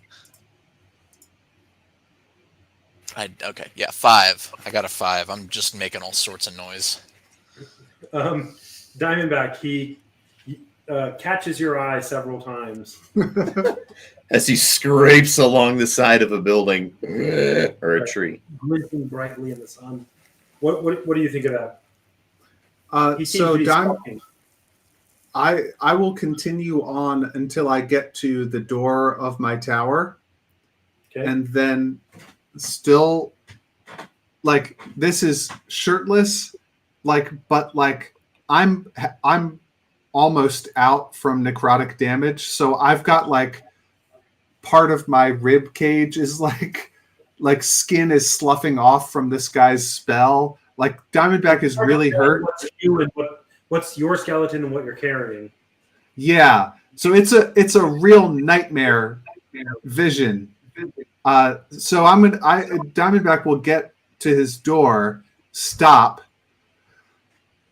take a big breath, turn around, look at Tull, and say, "Hello, Tull. Is there anything I can help you with?" No, I'm just gathering components. I look around. The trees are outside, that way. Oh, well, I thought, maybe around here there might be, even inside, maybe there might be some cool components. That sounds very nice for you. And I'm just going to like stay there and look at him. Cool, so can I come in? No, not right now. You're welcome to come back for office hours.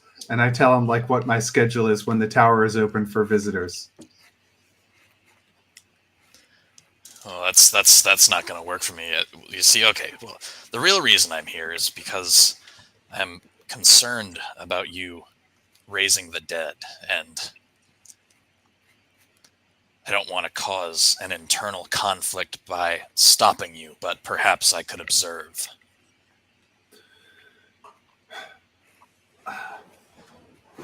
Tull, I would be happy to arrange a demonstration of the technique for educational purposes at some other time.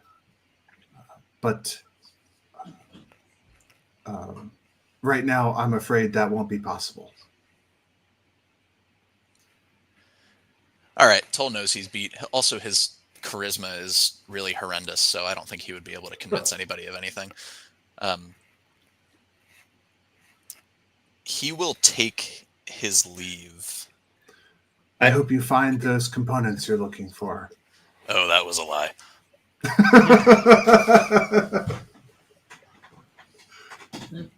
That's a good scene. That's a good scene. Oh, that was a lie. That's amazing. So then I go in, I close the door behind me. Yeah. You see Inkatink's head peer around the corner.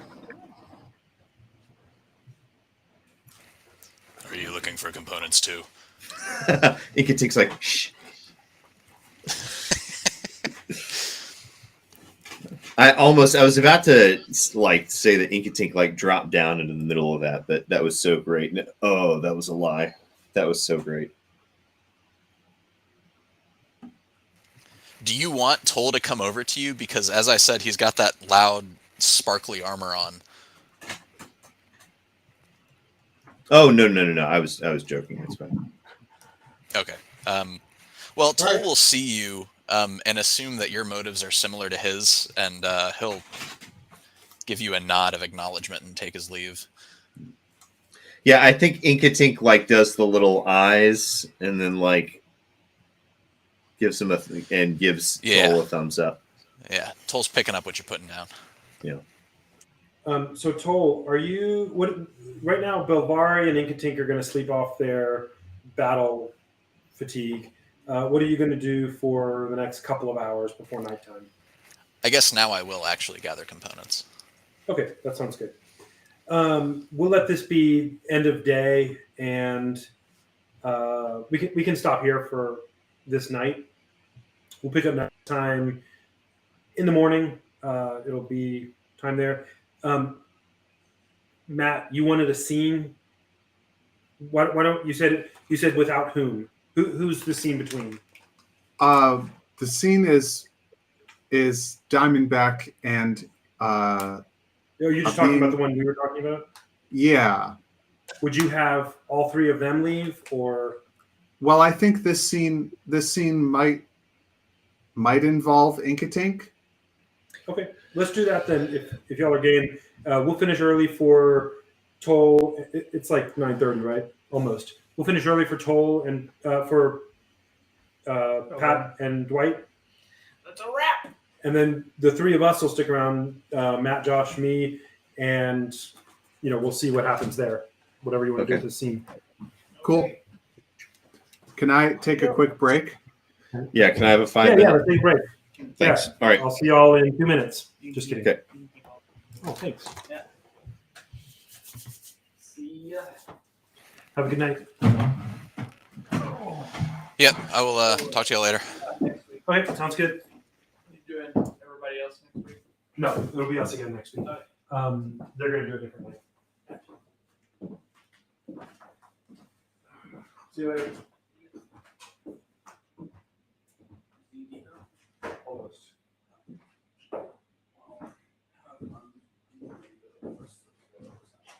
Thanks, good boy.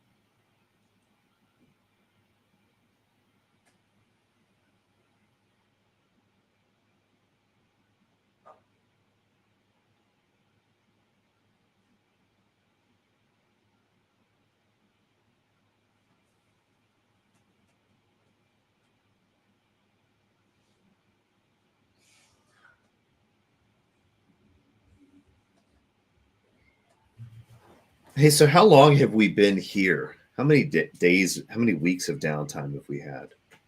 It's been like Month or two? almost, I don't know, somewhere around a month, I think. So Robert would know better. Okay. So yeah, there's at least like 800 pounds worth of building materials that Inkatink has brought in to build some sort of, maybe even more. Because like every 3 days or so, he's showing up and somewhat improving this kind of nest. So I'm sure you found it at some point.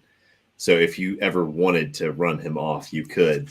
But you can tell, like, this is Inkatink's MO. This is what he does. You know, he kind of hangs out at the outskirts. So Yeah, I think that probably they're at this point, their relationship is probably like he's welcome to hang out on the roof, but the tower is still closed.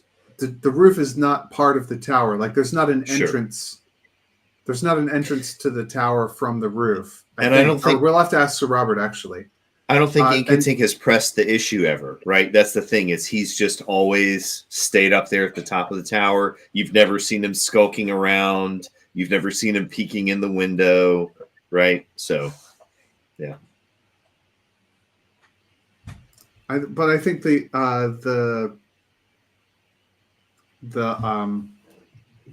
he's at this point he's in the same category as the rest of everybody else, which is the tower is usually closed, but you can make an appointment, and also there are like open times when people can come by. And Diamondback has been going out and like deliberately helping people with stuff and doing favors, and townspeople do sometimes come by to chat with him, like to see if maybe there's a magical solution to some problem that they have, or Right. You are also a wizard. You're not just a necromancer. Yeah. Like I've got spells. I can do wizard stuff. That's true. I mean, that's pretty dope, right? I mean, if you had a wizard in your midst who is just available to do stuff if you asked him to, people would start to come. I bet over the course of a month, we should, I really want Robert at some point to tell me that there's... have been simulating that. Okay, good. Already. Yeah. I really want there to be some kid who we just cannot keep out of those giant living trees. Like little Timmy. Little Timmy is constantly like, oh no, he's done it again. So far, I guess it's just me. I need to have that scene on camera with Sir Robert too. I keep meaning to do stuff where Inkatink lands in those giant trees and is working on a little tree fort up there.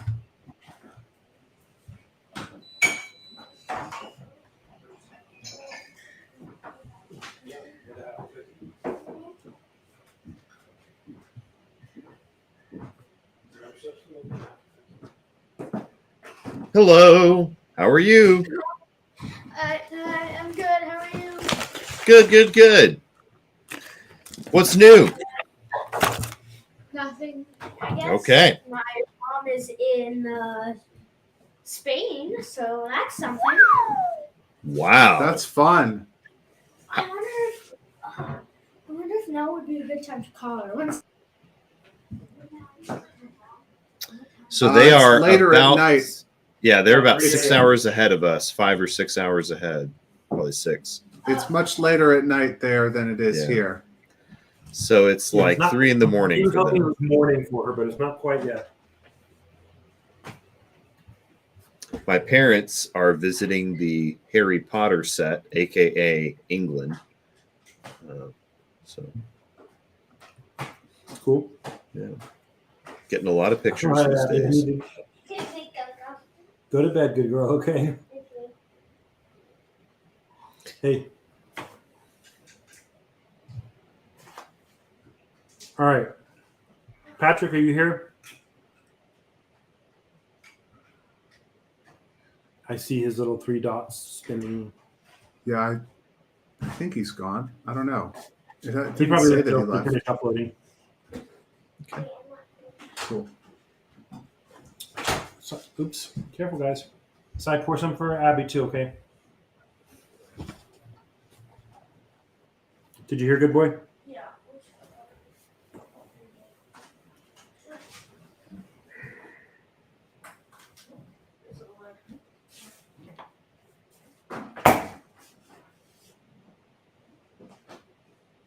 All right. Good night, good kids.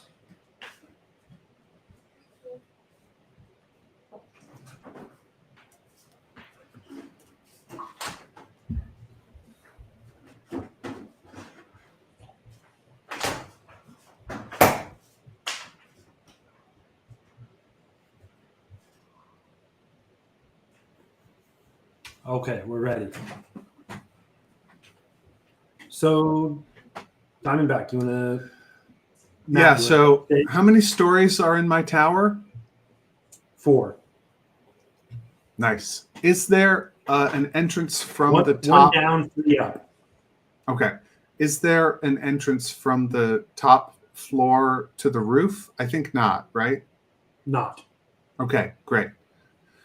Yeah, But there so are windows- Diamondback, There are windows at every floor, here and there. right.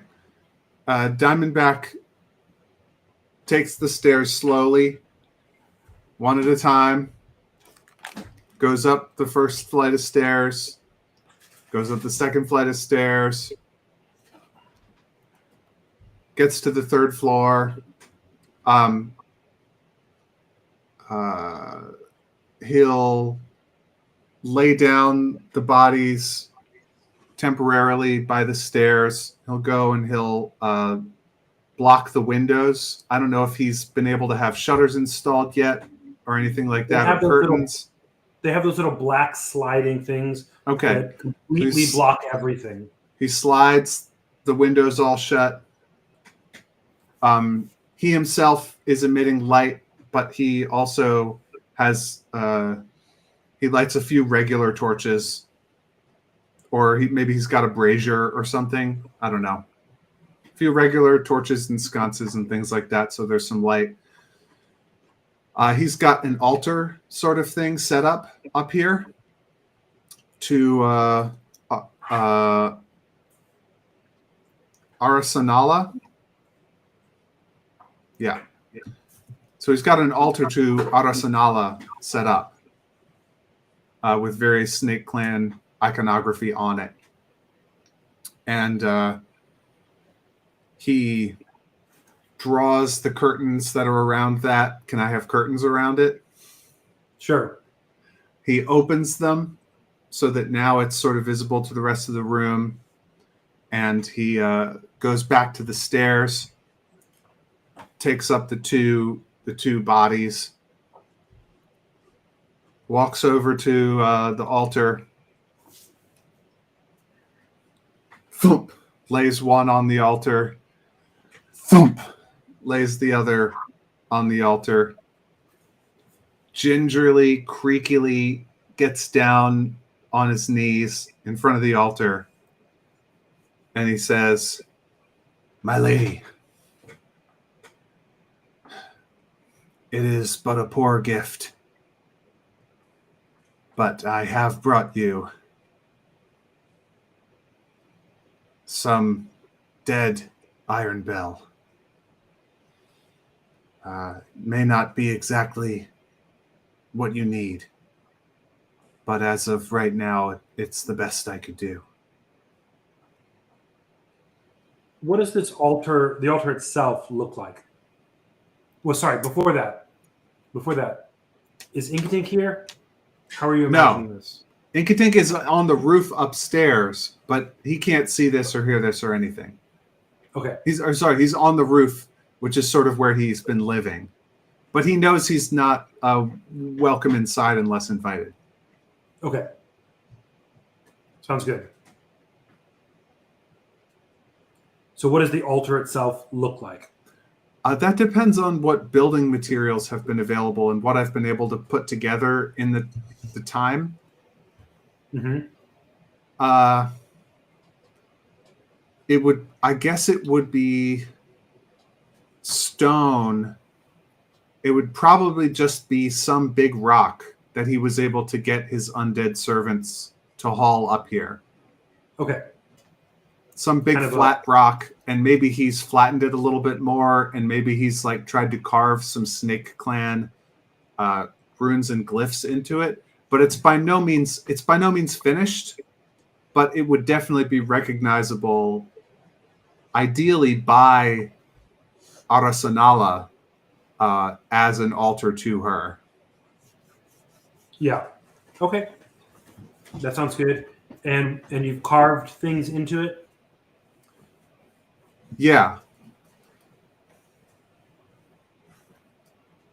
Okay.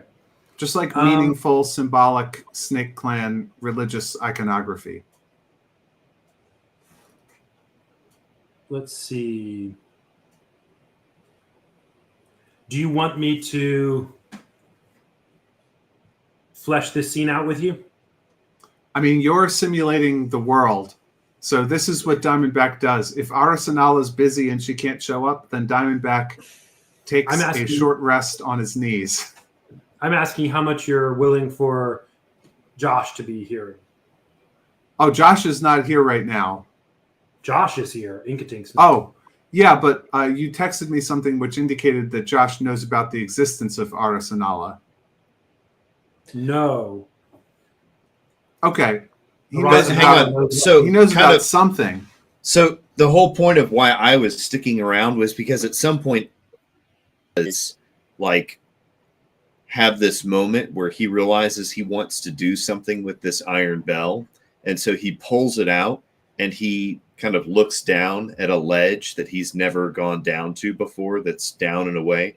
And so at some point during this ritual, it can be at this moment, he hops down to the door to the outside to the ledge, and he boom, boom, boom, knocks on it. So Diamondback hears this knock, knock, knock at the door on his ledge, and he's holding the iron bell. So what I was thinking before we say anything, that just real quickly, what I texted you about is that Arasanala knows about Inkatink, not the other way around. She seems clearly to know about a lot of stuff around you and the town and whatever. Oh, so what you're saying was that what you were saying in the text is something that she offered to me. Yeah. I read it as she offered to Inkatink. Fair enough. No, she offered to you. Okay. Well, I thought, I mean, it might be fine for Josh to be here because we'll be talking about, I was going to talk to her about him. Let's do it. So you hear a thum, thum, thum, and Inkatink knocks some little da-da-dun, da-da-dun, da-da-dun, that the two of you would know, right? At some point, you would have some meaningful, whatever that he could do. Diamondback. Oh. Do you want us to, sorry, let's go back for a second. And you did your obeisance at the altar here. And do you want me to respond to that first and then have the Inkatink knock happen? I'll let you pick where that knock happens. Yeah, I think that it would be more convenient if he knocks on the window a little later. Okay. Sure, that's fine. So we'll get back to that in a second. So you do that, Diamondback, and you have laid these two bone piles on the altar, right? Yeah. You do that, and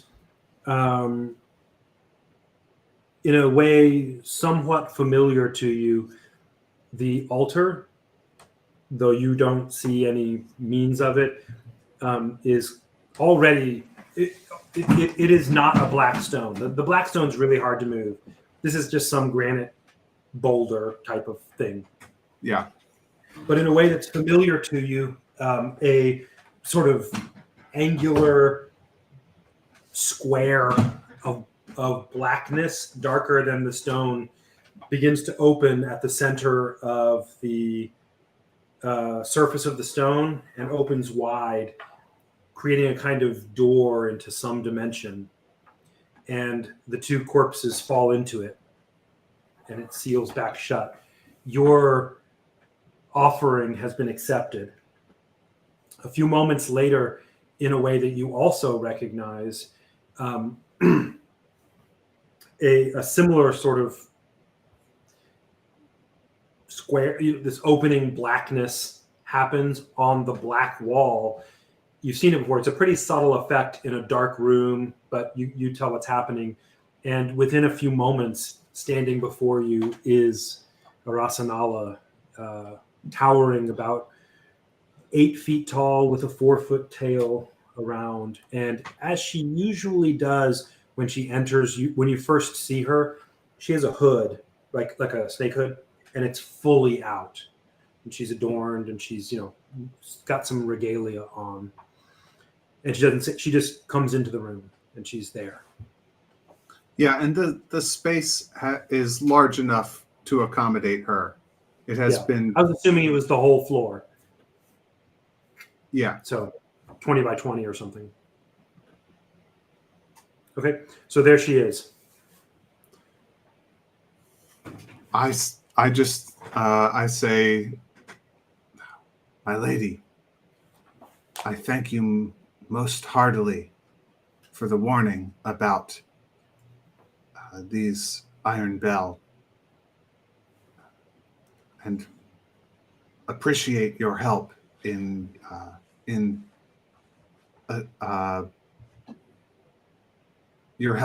assuring the safety of our people here. It was a cleverly fought fight. They had no chance against our forces.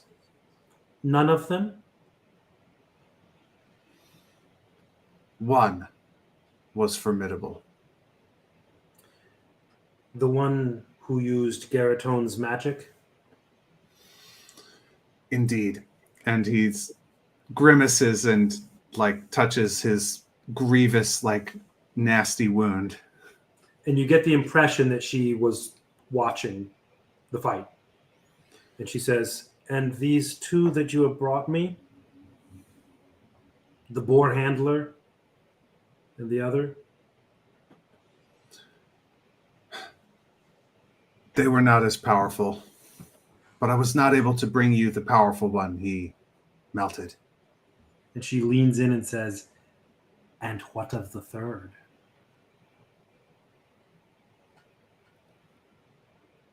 Wait, I thought that there were 3.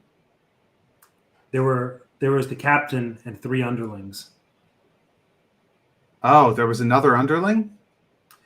When 4 creatures died in the battle, he rolled a stealth check, and it was a 16, which is higher than all of your passive perception. And he booked it. Oh.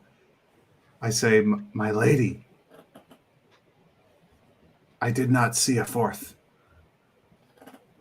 And she laughs in a way that you know is actually good-natured about it and says, what does it matter?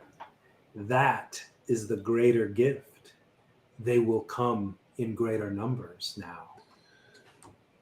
Is there any way to track him, to find him? Can we... Well, will you help us against them when they come? And she sort of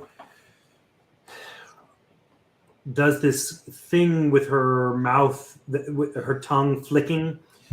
She's serpentine. And you have come to learn that as what a human doing it would call a grin. She's got a humanoid face, but it's a sort of smiley kind of wiliness. And she says, it is not that, as you know, I help you for this, but that you are helping me. Now I have 2 more Iron Bell for when the time is right. You will bring me more. My lady, I wonder if you might help us the way that you grant power to me, it seems that some of the villagers, and I name the ones who are willing to become Snake Clan acolytes, and I also say, and my friend Inkatink is also desirous of magical power. However, we were unable to find his focus the way that the way that you granted me mine. These boons I would ask of you, and give us these, and we will be more powerful when the Iron Bell comes to bring more bodies. The two that have come, they are sufficient if you will give them enough to prove themselves. And she is telling you something like, yeah, build your snake clan with them. They're just some random people. They're not like heroic stature or anything yet. But sure, make a clan out of them. They should definitely be your, however you want to do entry into the clan, go for it. She's not like needing any particular rituals with them. But she says, you will not, of course, let them know directly of me. I will not see them. You may tell them anything you like about me as whatever story or fable that you prefer. However, I will grant you the ability to grant them abilities. Excellent. As for your friend, the bird, I saw you. You went to the hole some time ago. I did? You both did. Oh, the land of blackness, where nothing could be seen. The people here, when I listen to them, they call it the hole. And a hole it is, it seems to be. Tell me, Anything my lady. that falls in does not return. We did. Well, maybe a few things. My lady, can you grant us the power to pass into it safely, and so to attain my friend's focus? And just to say real quickly here, anytime you want, tell me when, and you hear Inkatink's, tapping at your chamber door. I'll leave it to you to when that happens. Sure, yeah. And she says, it seems to me you have everything you need already. Your other friends who have themselves passed into the hole have left behind their equipment.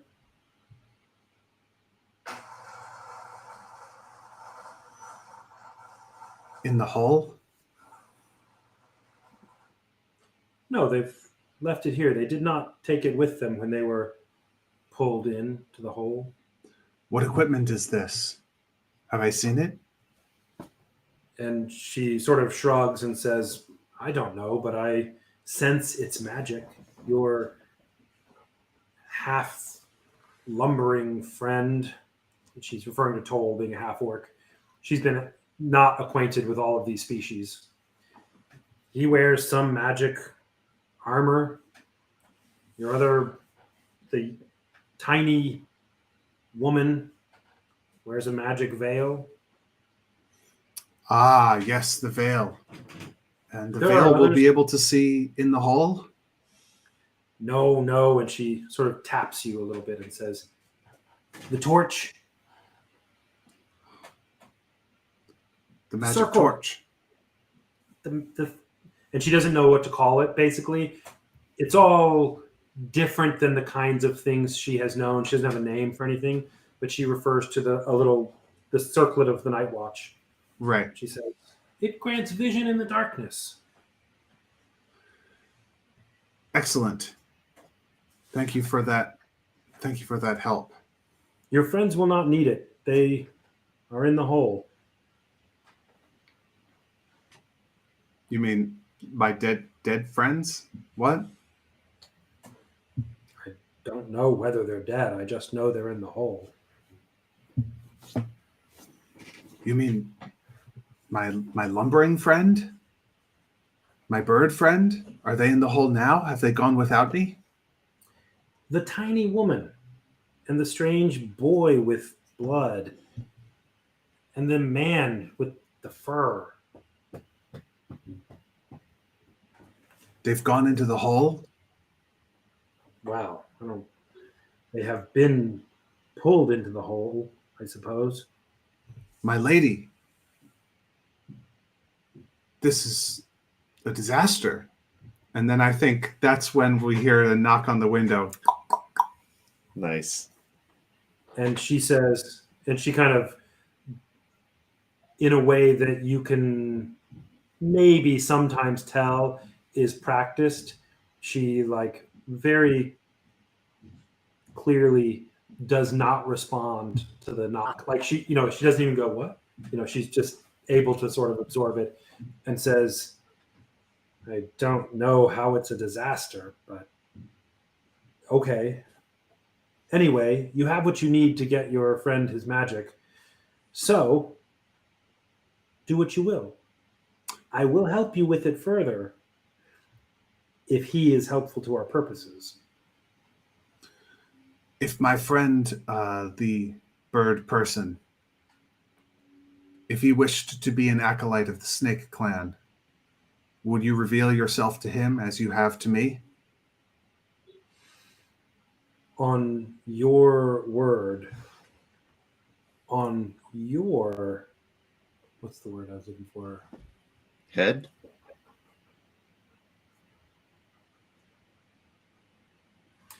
If you think that this is a good idea, then I can be persuaded, Avatar. But if it is not a good idea, it is your bad idea.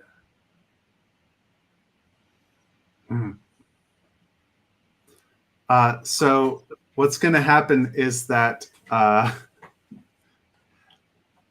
Diamondback is going to back away from her and say, I will speak to him quickly, my lady. But I may have to go. I may have to go and help my friends. If they've gone into the hole, it's essential that the rest of us go there to try and help them. And she uses a gesture with her hand and says, there is no help for your friends. They are not where you were. They're in the hole.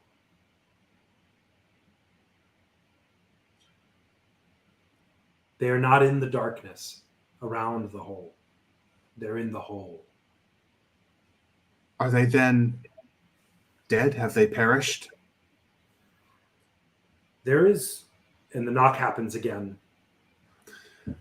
My lady, remain here for just a moment. And I back away and I close the curtains, and you can probably see her, she's super tall. You can see her around these curtains, but I close the curtains and then I go to the window and I open it just a crack so you can see Diamondback's nose and half of his face. Inkatink. And Diamondback says, swear yourself to the Snake Clan in your life and death forever, eternally, absolutely and unquestionably, and I will show you something such as you have never seen before. Inkatink looks at him and this is a bad deal. This is a necromancer asking you to swear yourself to his weird cult. Well, here's the thing. What Inkatink was already about to do before you cracked open the window was he was about to go in kind of a playful, kind of fun way. But you say this to him, you see he stares at you and there's just dead silence for like 7, 8, 9 seconds. And then you see his eyes kind of dilate, and he goes in this like deep, ominous, powerful voice. And he kind of nods his head yes, and he holds up the iron bell, and you see him cast prestidigitation, and you see the bell melting into molten iron, and then you see this iron dragon head helmet that Inkatink wants to make, and you see the eyes turn black, and he nods his head to you, and yeah. Good, you've brought an offering that may be helpful. Come in, acolyte. And I open the window and help him inside. Nice. And I bring him to the curtains, and then I pull them open, and I say, "My lady, Inkatink of the what's your race's name?" Kinku. Inkatink of the Kinku, a proud and noble people who wishes to join the Snake Clan and has brought an offering. And I gesture for you to put the bell on the altar. Like, bell, altar, give to her. Yep. Inkatink puts it on the altar. He's sufficiently kind of amazed that Diamondback has actually brought Inkatink into the presence of a powerful being, and he sees that you're in this conversational relationship with it. I think it's a lot, but he just kind of takes it in stride and places the bell down. Diamondback says, So wait, real quickly, just to set the visual scene, she has not moved a muscle, like nothing. Her tail is coiled under her, and so she's standing on it, which raises her to approximately 10 feet tall at the height. Right. Her hood is all the way splayed out, and she's also got her arms and legs, because it's the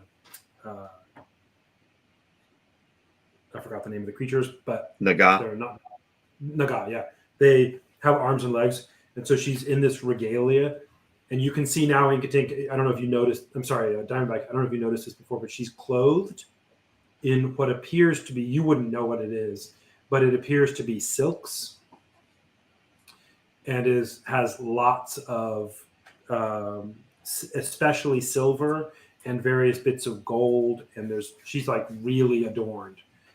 10 feet tall, about maybe 5 feet wide for the hood. It's all sort of Renaissance-y halo around her, and the humanish form of her is right there. And she has muscle since I say Inkatink has come in. I say to Inkatink, kneel with me. And we both kneel. And I say, she may kill us both now, but it will be an honor. I think you see the feathers on Inkatink's body puff up for just a split second, and then they all just kind of lay down, and you see Inkatink just perfectly matches Diamondback's exact posture. But now Inkatink has some sort of weird magic. He's got some sort of dragon thing going on, which she surely will detect. So Right. I don't know if Diamondback has figured out that Inkatink has like dragon connections. I was going to say, but like I don't know how this is going to work out. It might be that on a non-verbal level, like as soon as Inkatink sees this lady and sees the black shimmery scales, this speaks to something like almost biological, like the arcane equivalent of his instinctual recognition of something similar, like that black, glossy, scaly, because that's what he has, right? He's not a dragon, but he has black, glossy, scaly parts. Mm-hmm. And so like he feels this kind of kinship with her, even though she isn't a black dragon. So she is looking sublimely overwhelming. and has been staring just straight at Diamondback the entire time, not moving. She's just staring at Diamondback. The first motion you see from her, Inkatink, is that she moves her eyes, and they just like slowly, it takes about a second, like, which is slow for eye motion, and they just lock to yours. And I want you to roll me a DC 18 Wisdom saving throw. I rolled a natural 20. Great. Roll me another one. That's to see the intensity of the 20. An 8. Almost a 20, but an 8. That counts. That's just a Oh, 10-ish. it's literally one facet over from a double crit. Gosh, that would have been great. Anyway, but still a 20. She stares at you and let's see, staring at you for a moment, and then you can tell she's a little surprised because she arches one brow at your response. She just used her frightening gaze on you, Mm-hmm. and it didn't work, Right. which is not something she's used to. I love that the dice tell a story. Inkatink is really good at showing guff, showing spine in a moment of, what would make other people collapse. So I love that. Yeah, that's great. That's really great. She, give me 1 second.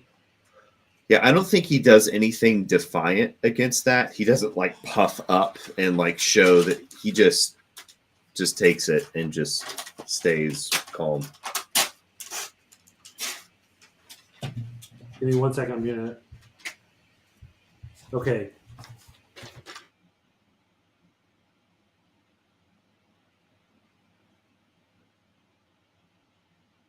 Sorry, I'm reading a spell here.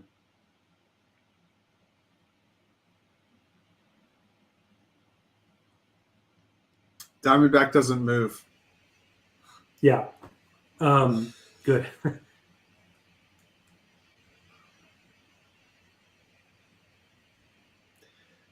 think I just went from chaotic good to chaotic neutral.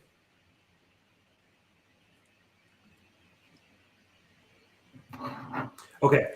Actually, I think I already was chaotic neutral. Surprised by that, and she raises an eyebrow. And Diamondback, you don't recognize the gesture specifically, but it's weird. She's like, "What?" You're really not sure what's happening between her and Inkatink right now. She holds out her hands, which are with long, kind of slender, bony fingers, and puts her hands out in a gesture that is telling each of you to come touch her hands, like hold her hands. I do so. Inkatink, exactly to within like a tenth of a second, matches all of the physical motion of Diamondback in a mirror image. Wait, does that include the limp and grimace from Diamondback's terrible necrotic wound? It does. Inkatink is performing a perfect mirror recreation of your facial expression, your motion, everything. Inkatink pantomimes like a grimace and a little limp as Diamondback comes forward. And with a look, a glance, Diamondback, you get the impression that you and Inkatink are also supposed to hold hands, making this a circle. I put out my other hand for Inkatink. As your hand goes up, so does Inkatink's. So whatever you do, he does until the last second. He'll move his wrist to take your hand. Ka-chow.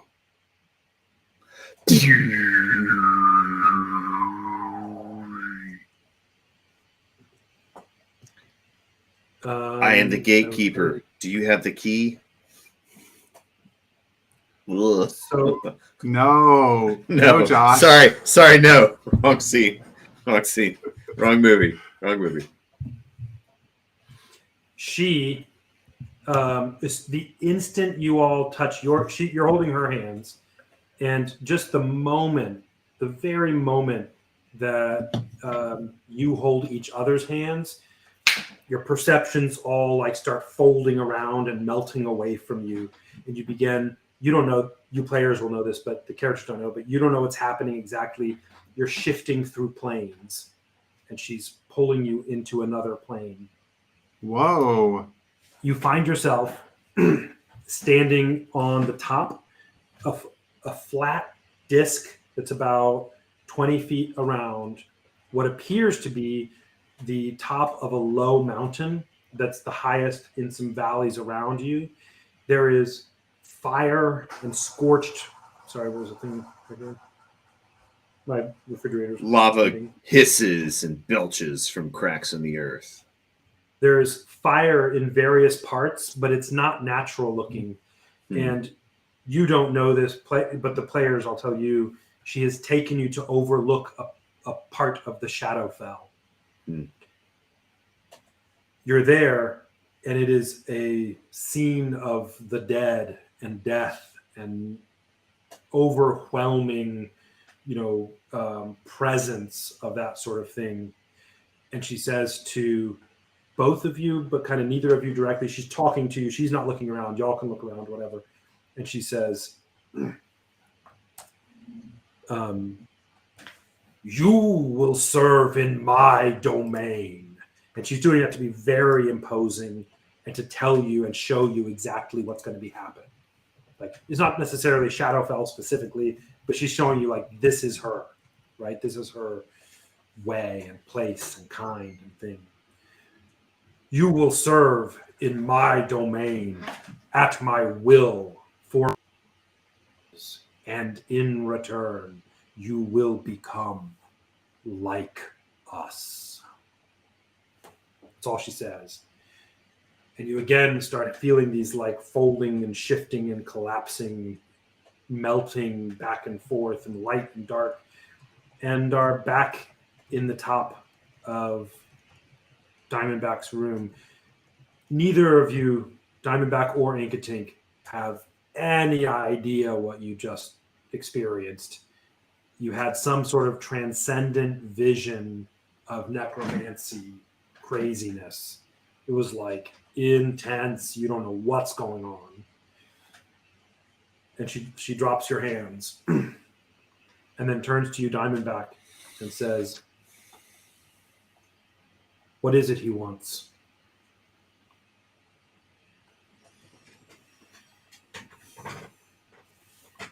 I think what I say to her is, he wishes to be part of the Snake Clan. And she kind of arches her eyebrow at him and says, he already has serpent blood. Yes, he can be. Sorry, what class are you, Inkatink? Sorcerer? Inkatink is a sorcerer with the draconic bloodline sorceress origin. So he has, in the mechanic of his class, that's why his AC is 13 already out of the gate, because he has draconic scales in addition. And part of what we said is because he's a kinku, his feathers are actually somewhat like his feathers are not soft like a raven's feathers. They are hard, maybe not fully as hard as a dragon's scale, but I mean, they're like blades. They could cut you. They're hard. A lot of them, right? And he has slightly draconic features to his beak and his claws. His claws are not just like a raven's claws. They are just a little bit like a dragon's. His beak is just a little bit draconic. His eyes just a little draconic. It's starting to show because he's, a few levels in. Yeah. But yeah, he says to her, like, I'm trying to think, maybe there's like a line in a song that he sings, like, I wish to awaken the blood, right? He says something like, I wish to awaken my blood. She She tells you, Inkatink, she's looking at you, sorry, Diamondback, but she tells you, Inkatink, as she looks at Diamondback, it is granted, and Inkatink taps you on the forehead and casts another spell called, if I can get this right, sorry. Aaron Joy's going to be so heartbroken. I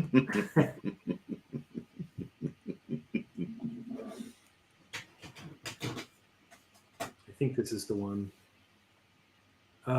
What's the one where you can implant an image or a thought in someone's mind? It's a guess, Spell. sure.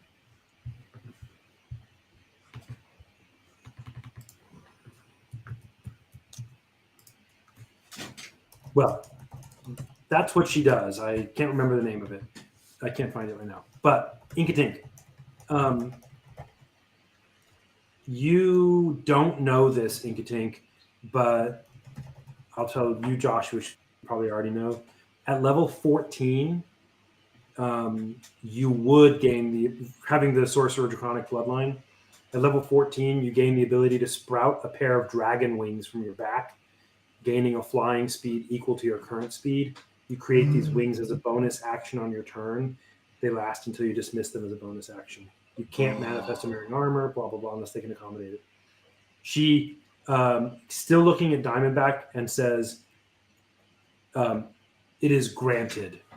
But she taps you with a bony finger on your forehead, just puts a finger right there, Yeah. and you see a vision of yourself sprouting dragon wings and can fly. Right. Nice. She removes her finger, and it's gone. You're out of this sublime vision. This seems to be how she's like impressing you. She's impressing upon you. Yeah. Granting powers and all this kind of stuff. Sturm und Drang. Right. Okay. She seems to be done with. She's like, okay, that's it. That's fine.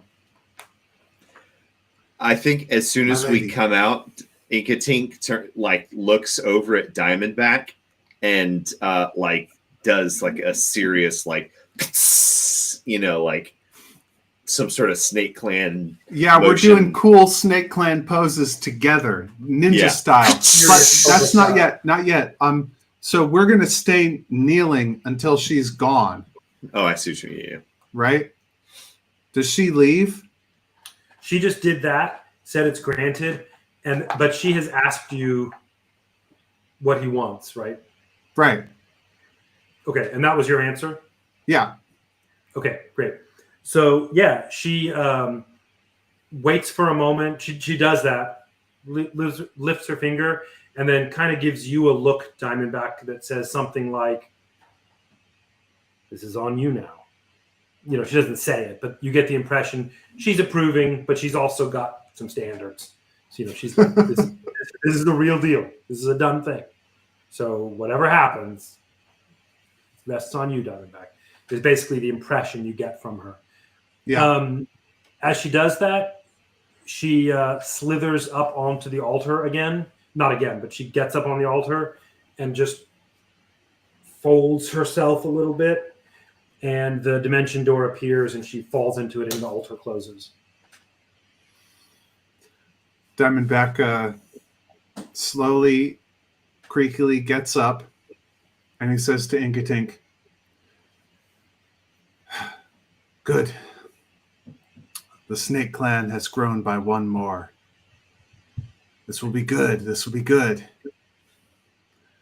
Inkatink nods his head and goes, Yeah, and that's when we do all sorts of cool Snake Clan poses. And then Diamondback says to Inkatink, and maybe this is the thing to end on. Diamondback says, "Now you know that Arasanala is the same as the Baisugen because you have seen her. But nobody else must know this. It is a deep and deadly secret. And so, What we will say instead is this: that in my magical researches at this place, I discovered remnants of a great Snake Clan spirit, which I summoned. And the great Snake Clan spirit drove out the evil lich, the Baisugen, and cast it away. And there's no more phylactery, and there's no more lich. It is gone. And that what we worship here is a completely separate being that belongs only to the Snake Clan and is a god, not a lich, a spirit, not any kind of dead wizard or evil being. Do you understand? Inkatink nods his head up and down and repeats what you just said, and the only things that he omits are the little words in between that would lead you to believe that what you're saying, that you know that it's not. He tells a version of it that is edited to make it sound like you completely and sincerely mean it. Instead of saying, "Do you understand?" Right. Okay. Yeah. Very good. Excellent. I'm not always the best at deception, so perhaps you replaying that in my voice may help at some time. Nobody at all must be allowed into this upper floor. Nobody. We are going to take on several new Snake Clan acolytes from among the townspeople who have done favors for, who wish to join the Snake Clan. But they will not be at your level and my level. They must not see my lady. Inkatink nods his head seriously. They will be confined to the lower levels, and this top level, you and I only may enter. He nods his head. And then I say, and was he here to hear? No. So I tell him that she told me that our friends Neno and Yoshka and Talid got sucked down into the hole, and that the hole is the darkness that we went into, but they're in some other part of it, and it's definitely a crisis because they're probably in terrible danger, and we need to go get the others right now and do something. And Diamondback, you're nearly dead. Yes, I have 6 hit points left. That's right. Okay, we will stop there for tonight. It's just about to be dark in the game. I mean, this is happening at, let's call it, late twilight. It's dusk, and nobody's going to want to do anything at this moment. But we will pick up next week with you two starting off the action. Okay. Busting down Dwight's door as he's settling down for his short rest, interrupting him right in the middle of that short rest so that he also has no hit points. He's been asleep for 4 hours by now. Oh, Y'all got back at 1, and it's about 5 o'clock. How did that much time go by? I just had one conversation. Yeah, maybe. Have I had a short rest? I don't know. I wasn't really thinking about it specifically, but it was like you're climbing up the tower. I don't know. You make yourself some eggs. Maybe not. Whatever you say. But I thought that I went straight to the tower to do this. We'll make it late afternoon. So he's had an hour or two while you were trudging up with these corpses. Because you had a little ways to walk and you're wounded. Yeah, I did have a little ways to walk, and I probably prepared some ritual stuff, but I definitely have not rested. Okay. That sounds good. So it's probably been a couple of hours since you passed Diamondback. Oh, sorry, since you passed Belvari. He went in to go to sleep, and you trudged on. did this whole exchange. Stared at Toll for a while. During this vision, she said, "You will be like us." Do I think that is a use of like the royal we, or did I see other beings like her? Your impression is it's the royal we. Okay. It's sort of a biblical us. You will become like us, knowing good and evil, life and death. Right. That was a pretty intense thing you just did, Matt. Yeah, Well done, sir. Well done. I'm down to get some other players killed by NPC gods Yeah. of darkness and death. Inkatink is already hungry, man. He met a dragon and that dragon ran off and left him. So what Arasanala lacks in being a dragon, she makes up for in being here. If you want to start, Good. if you want to start a cult, you have to be able to identify people who are emotionally needy. Yeah, yeah. And I think that's what I would say. So I didn't really get a chance to do this, but something that I've been sitting on is that multiple times Yoshka said things in his conversation with Inkatink where if you took them even slightly out of context would just be incredibly damning of Yoshka's attitude. One of the phrases that he said was, "I don't care about this city." Like he literally said that word for word. So I think at some point when Diamondback and Inkatink have a conversation about Yoshka, Inkatink's just going to quote Yoshka saying these horrible things like, "I don't care about this city. I don't care about it at all. We can leave it. They can have it." Stuff like that. So he's ready, man. Out of context, yeah. Inkatink's ready to burn some bridges. I think Yoshka's really pissed him off. What? But awesome. Yeah. Slimy, he means. Yeah. So. All right. Awesome, man. Well, thank you. I can't wait to explore what the heck it means that Inkatink can grow wings now. That's fantastic. Not now. She was showing a future that he has with her. Oh, stick with me, and this is. He had a vision of what he could become. Gotcha. I see what you mean. Okay. Okay. All right. What's that? I was going to say, I mean, isn't that something he's going to be able to do at a later level anyway? Is she saying that she's going to give him even more power?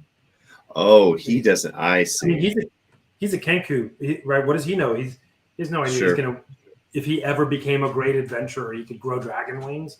She's showing him that the Inkatink he can become under her authority and tutelage via Diamondback. She's not going to do it.